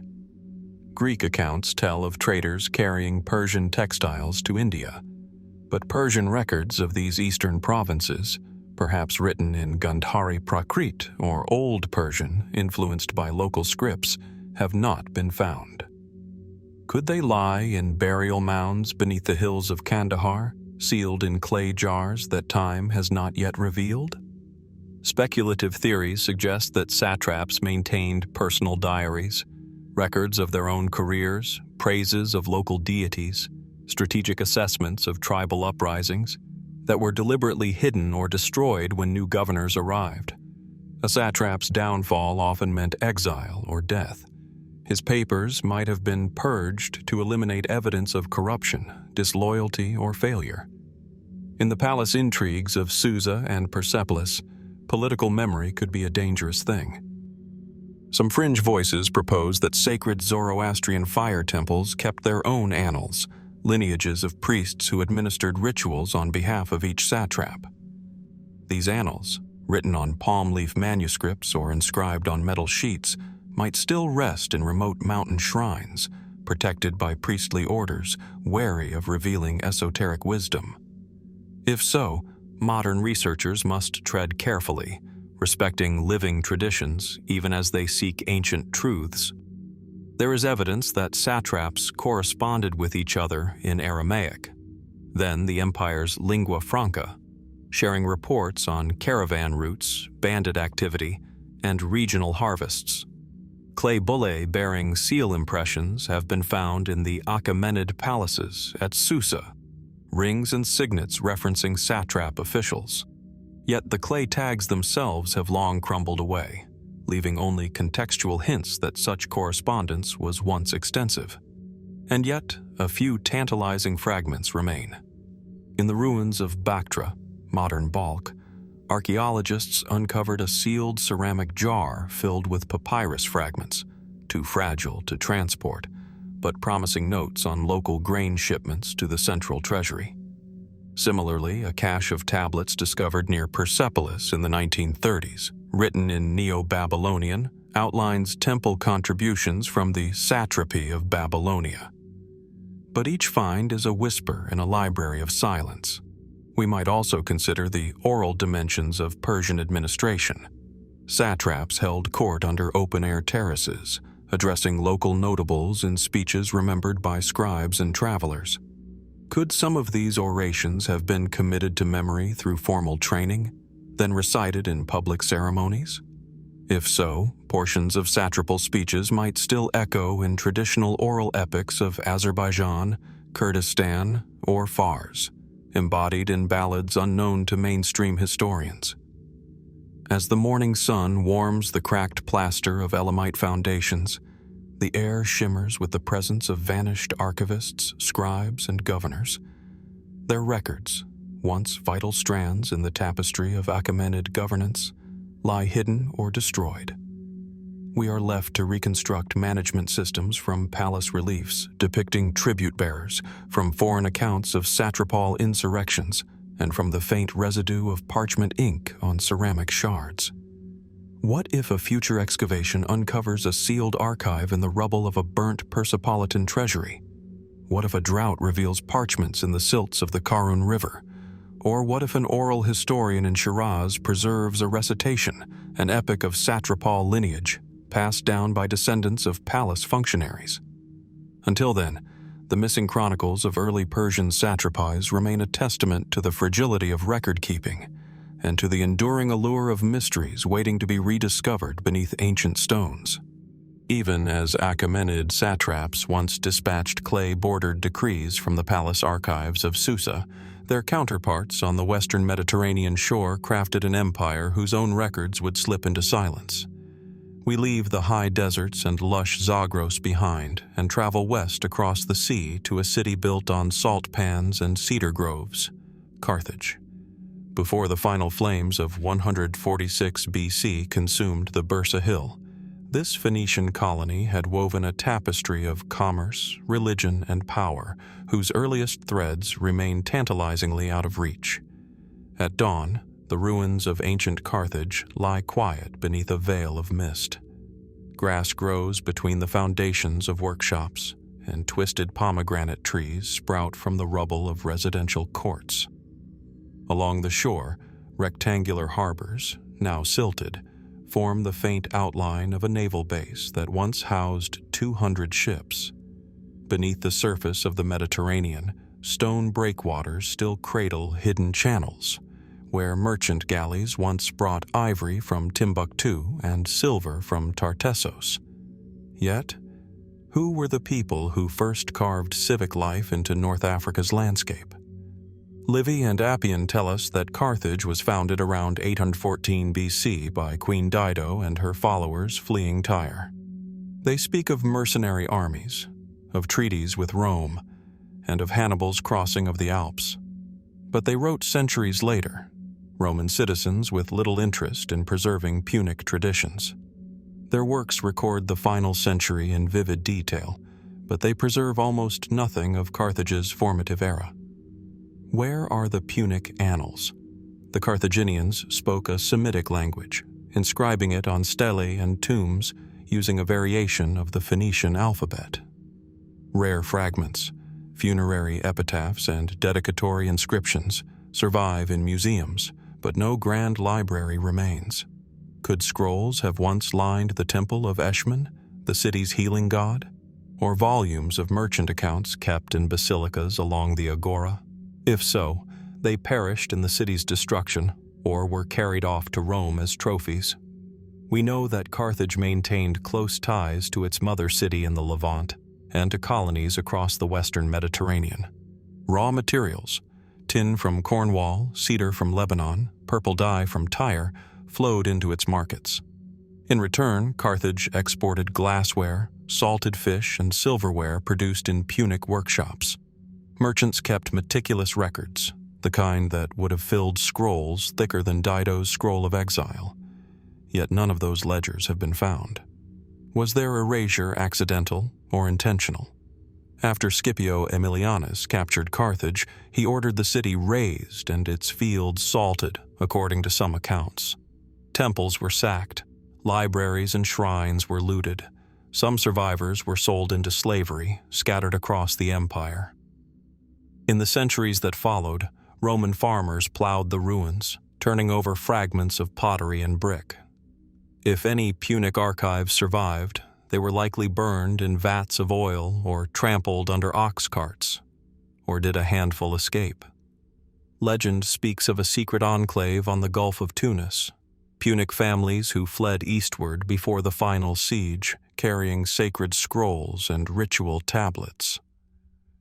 Some Arab geographers of the Middle Ages mention traces of an underground chamber near Utica, where whispered chants in a foreign tongue could still be heard. No archaeologist has validated these tales, yet they persist in the collective imagination as a hint of deeper layers. Beyond the harbor, along the Bursa Hills slopes, excavations have uncovered deep cisterns and cistern basilicas, vast vaulted chambers once used for ritual purification. Might scribes have kept records in alcoves adjoining these waterworks, preserving them in sealed containers? If so, the collapse of vaulted ceilings and centuries of humidity would have obliterated paper, leaving only echoes in carved niches. Carthage's government was run by a council of elders, the 104, and annually elected magistrates called Sufites. Greek writers like Polybius describe these magistrates traveling to the Greek world for treaties, yet no official decrees penned in Carthage itself survive. Could they have been recorded in secretariat scrolls, stored in wooden chests bound with iron? And if so, why has no trace turned up in North African garbage dumps, sites that have yielded countless amphora shards and coins? Even the coins themselves offer cryptic clues. Silver shekels bear the image of the goddess Tanit, flanked by symbols of the crescent and the dove. Bronze coins depict the temple podium at Tophet, the sacred grove where child and animal offerings took place. But minting records, how many coins were struck, how dies were managed, which magistrates oversaw production, remain unknown. Mainstream historians suggest that Carthaginian elites preferred oral tradition for matters of state, entrusting public recitation of treaties and genealogies to learned priests. This might explain the paucity of texts, but oral recitations typically leave footprints in related cultures. The Romans, who adopted many Punic engineering techniques, never recorded those oral recitations beyond mocking tales of child sacrifice. And here, speculation deepens. Some have proposed that Carthaginian scholars maintained a hidden library in the city of Oia, modern Tripoli, safeguarding texts entrusted by merchants and priests. Others believe that important scrolls were sent to the desert oasis of Ghadams for safekeeping, to be retrieved should Carthage fall. But no cache has been rediscovered. What if the loss of Carthage's archives speaks not only of conquest, but of willful forgetting? The Romans, eager to claim the Western Mediterranean, may have suppressed Punic records to justify imperial sovereignty. Details of treaties, articles that once bound Rome and Carthage as partners, might have been erased to portray Rome's aggression as righteous. And what of Carthage's own identity? Without self-authored chronicles, Punic culture survived mainly through architecture and art, triumphal arches, grand cisterns, terracotta plaques. Yet the inscriptions on those plaques speak only of religious dedications, not of historical narrative. Today, satellite imagery reveals buried foundations beyond known excavation zones, the outlines of villas, harbor warehouses, and possible library annexes. Magnetometry surveys hint at rectangular subterranean rooms deep beneath rubble mounds, structures that could once have held wooden bookcases or clay-lined archives. Could a future dig, aided by advanced remote sensing, uncover vaults untouched since the Fourth Siege? Might we at last glimpse the writings of Mago, the Carthaginian agronomist whose treatise on agriculture was said to rival those of Roman writers? Only fragments of his work survive in Latin paraphrase, but no Punic original. As dawn gives way to the North African sun, wind stirs dust across cracked walls and pomegranate groves. Carthage's vanished records remind us that victory can be as silent as defeat, erasing not only lives, but the very words that define a civilization. Somewhere beneath these layers of stone and memory, the true story of Carthage's rise, its merchants, magistrates, and priests, awaits rediscovery. And we are left to wonder what might still lie hidden in the silent depths of Bursa Hill. As the morning sun sets the red dust of Carthage aglow, our path turns northward and eastward across the vast Eurasian steppe, to a land where no stones mark a city, where no library stands amid a marketplace, but where a great people once roamed with a history that has largely vanished. The Scythians, master horsemen, goldsmiths, and archers, left behind kurgans, burial mounds, filled with treasures yet almost no written word of their own. Imagine riding across rolling grasslands under a sky so wide it seems to swallow you whole. In the distance, a circular earthwork rises like a solitary wave, a Scythian kurgan. Inside, archaeologists have unearthed wooden chambers encrusted with gold appliques, supple leather boots, patterned felt tents, and even the bodies of horses laid to rest alongside chieftains. Tattoos peek from the frozen flesh of Paziric mummies in the Altai Mountains. Pictures of deer, griffins, and shamans etched into skin. These artifacts speak volumes about Scythian artistry, spirituality, and mobility, yet the accounts of who they were, in their own words, have evaporated. We rely on Greek sources, Herodotus, struck by their fearsome prowess, Ctesias, who recorded fanciful tales of gold-laden treasuries, and Pomponius Mela, who described nomad tents that move like clouds. But these outsiders viewed Scythians through their own lenses, strange, exotic, sometimes barbarous. No Scythian scrolls survive, no Romeos annals penned in imperial capitals. Did they never write? Or did their records, perhaps bark scrolls, wood tablets, or leather parchments, simply perish under grass, wind, and time? One theory suggests that Scythians used perishable materials for record-keeping, thin strips of birch bark marked with charcoal or soot, tied to their tents as clan totems, or worn as charm tablets on bridle reins. In the centuries before mass settlement, such media would disintegrate in the elements. Yet we sometimes glimpse traces of ink in the dark corners of burial chambers, smudges on a wooden box lid, barely visible under infrared scanning. Could these be remnants of Scythian runes, hinting at an indigenous script that vanished? The Pazyryk kurgans also yielded wooden panels covered in painted narratives, scenes of horse processions and ritual dances. Were these panels accompanied by textual captions, now erased by moisture? Or did they function as visual books, conveying sacred lore through imagery alone? If so, the Scythians may have embraced an oral visual culture, privileging storytelling by deed and display rather than by written word. Even so, one expects some linguists to record vocabulary, place names, chieftain titles, pastoral laws. Instead, we piece together the Scythian tongue from loanwords in Greek and Persian sources: Savaskia, archer; Paradisa, enclosed garden; Skolota, herdsman, each one a fragment in a vast, silent mosaic. How many concepts, astronomical knowledge, tribal genealogies, medicinal recipes, were encoded in language we now cannot fully reconstruct? The Achaemenid Persians administered Scythian satrapies to their west, yet deliberately allowed nomadic autonomy, requiring tribute in gold and horses. Persian satrapal records praise Scythian steeds and elite warriors, but make no effort to preserve Scythian narratives. Was this disregard born of arrogance or a pragmatic acceptance that nomadic societies defy sedentary record-keeping?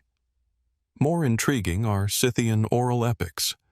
Among modern Kazakh and Kalmyk herders, elders recite tales of the Golden Man, a warrior buried in a kurgan wearing a suit of gold-plated armor.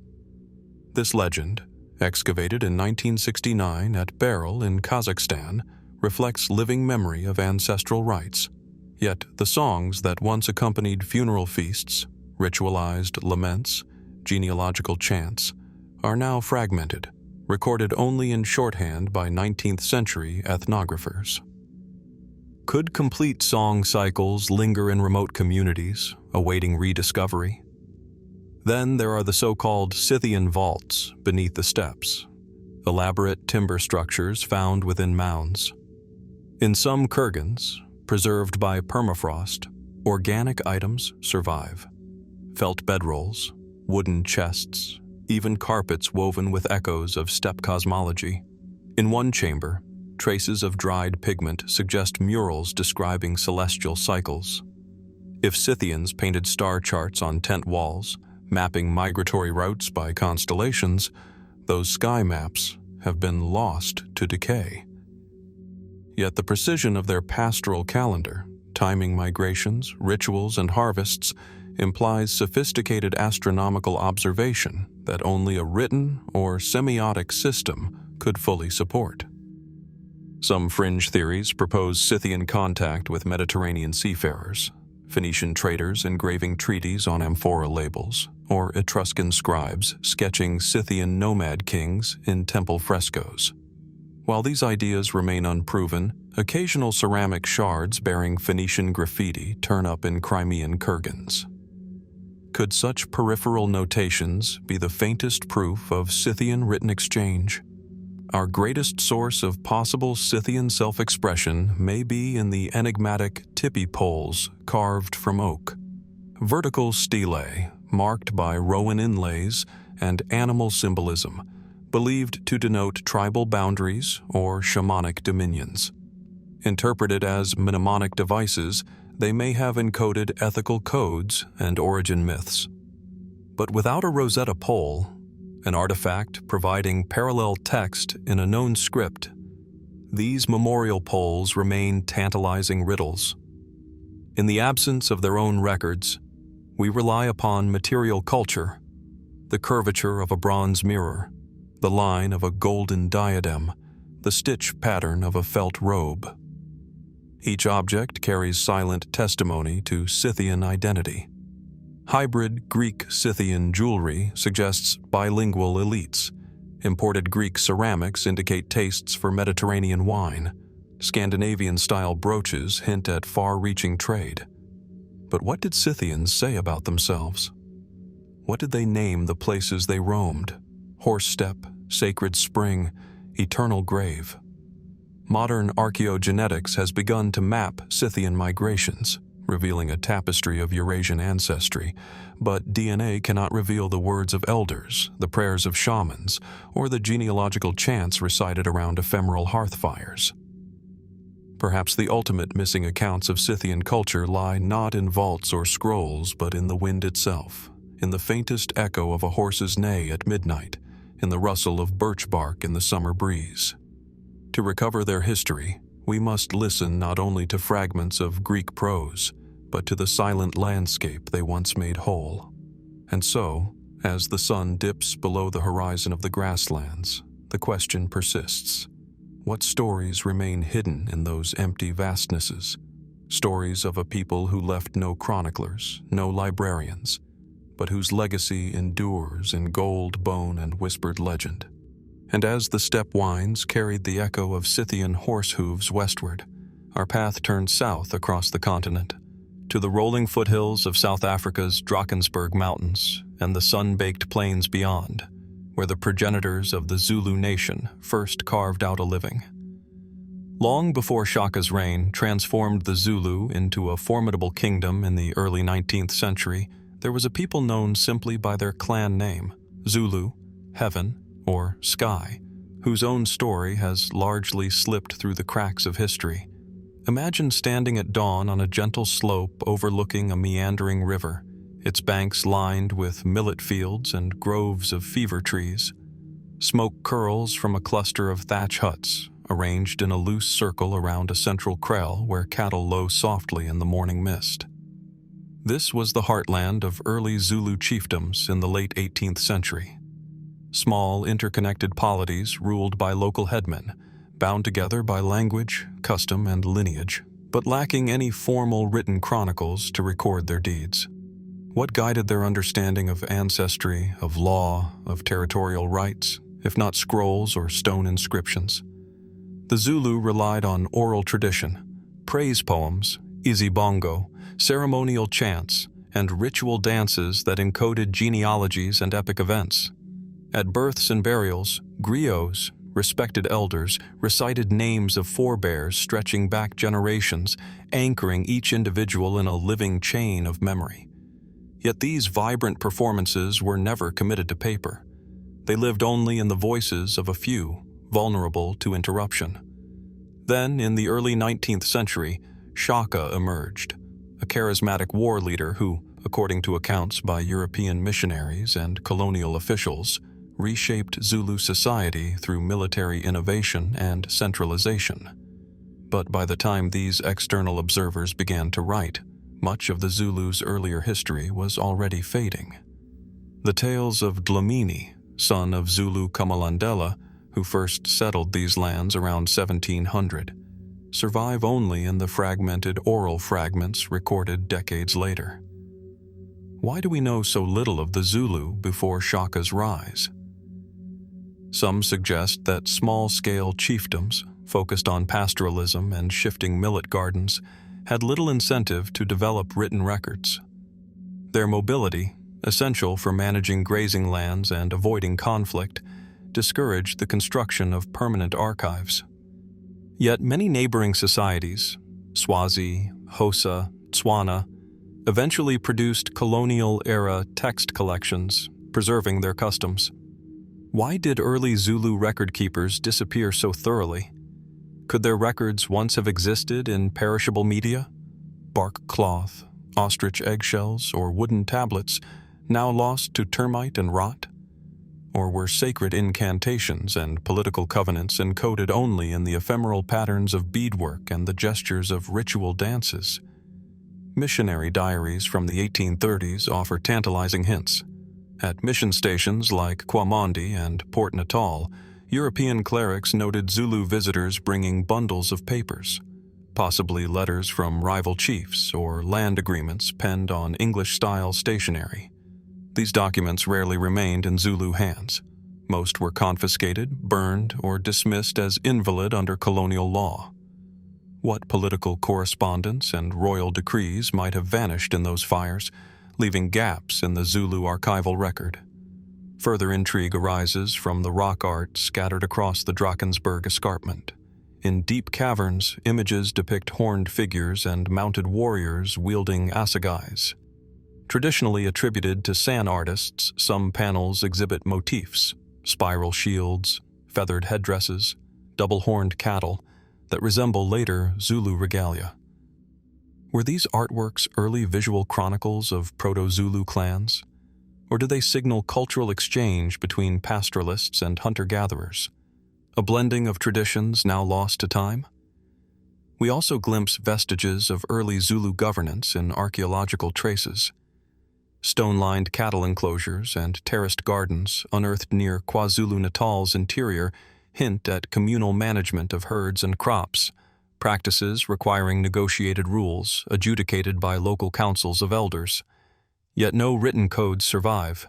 The Amakati system of dispute resolution, the communal granaries under Nkosi oversight, all known only from oral accounts recorded much later.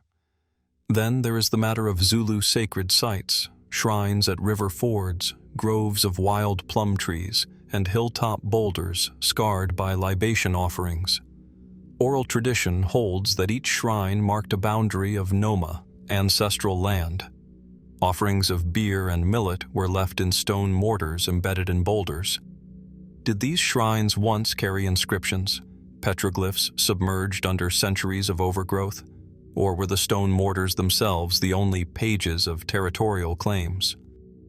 Fringe theories propose that the Zulu, like certain Ethiopian and West African cultures, maintained hidden repositories of written knowledge, secret caches of scrolls buried beneath shrines, accessible only to initiated priests. While tantalizing, no such treasures have emerged.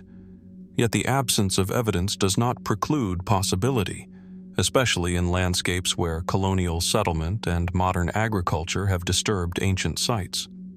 Also compelling are the glimpses of pre-Shaka polities in the toponyms of the region. Place names, Mtunzini, Ndwedwe, Nongoma, carry prefixes and suffixes revealing historical functions.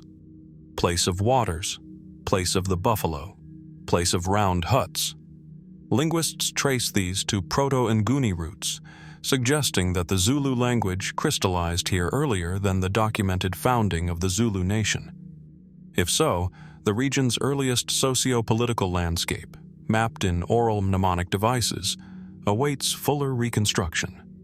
Historians have also examined genealogical charts of Zulu royalty, noting chronological gaps and conflicting lineages. Chiefs like Fakatwayo and Mageba, predecessors of Senzangakona, Shaka's father, occupy uncertain positions in the lineage. Was this due to deliberate erasure by Shaka's regime, streamlining the narrative to legitimize his ascendancy? Or did the disruption of colonial wars and the Mfecane, period of upheaval in early 19th century, lead to the loss of oral traditions, narrowing the focus to the figure of Shaka himself? Even the renowned Ntaba Kandota, Hill of the Men, a site where early Zulu councils convened, bears no inscription. Travelers describe summit caves where laws were proclaimed, yet the boulders remain blank, silent witnesses to gatherings that shaped clan alliances and land divisions. So we stand on these slopes, scanning the low stone wall of a kraal foundation, listening for echoes of praise singers, peering into cave mouths where rock art glimmers. We sift fragments of missionary letters, oral transcripts, and folk songs recorded in colonial archives. We read the soil for traces of cattle enclosures, the petroglyphs for hints of shield patterns, the place names for clues to lost boundaries. And we ask, what memories lie buried under the thatch of ancient kraals? What stories did the Zulu muster before their chronicles fell silent in the swirl of Shaka's rise and colonial conquest? And where, amid these eucalyptus-scented hills, might the missing pages of Zulu history yet be found, waiting patiently to reclaim their place in a landscape of memory? From the mist-cloaked dunes of the Sahara to the rolling grasslands of Zululand, our journey through missing histories now brings us to the cradle of civilization itself, the alluvial plains of southern Mesopotamia. Here, between the Tigris and Euphrates, lie the sun-baked remains of cities once ruled by priest-kings, their temples towering as monuments to divine authority. Yet for all the clay tablet fragments unearthed at Ur, Uruk, and Nippur, entire libraries of municipal records, legal codes, and literary epics have vanished without a trace. Picture yourself standing before the great whitewashed ziggurat of Ur. Its weathered mud brick tiers, once gleaming under a clear sky, reach toward heavens once thought to echo with the prayers of high priests. At its base, a scattering of broken sherds and eroded bricks marks the outlines of administrative quarters where scribes copied royal decrees onto wet clay. Nearby, an abandoned courtyard lies ringed with the collapsed remains of storage rooms, chambers that may once have held sealed jars of tablets chronicling grain distributions, labor rations, and temple offerings. What stories were lost when those chambers crumbled? We know that by 2100 BC, during the Ur III period, the Sumerian state maintained thousands of clay tablets recording everything from livestock counts to apprenticeship contracts. These tablets, some baked in kiln fires, others dried in the sun, formed the world's first bureaucratic archives. Yet only a fraction survive. Many were deliberately broken and reused as brick ballast in subsequent constructions. Others were looted by invading Elamites or buried in defensive ramparts, their fragile edges ground to powder. How many grain ration lists, census roll calls, and marriage contracts disappeared in such debris? Further north, at Nippur, the holy city devoted to Enlil, archaeologists discovered temple libraries with beautifully inscribed hymns and astronomical diaries.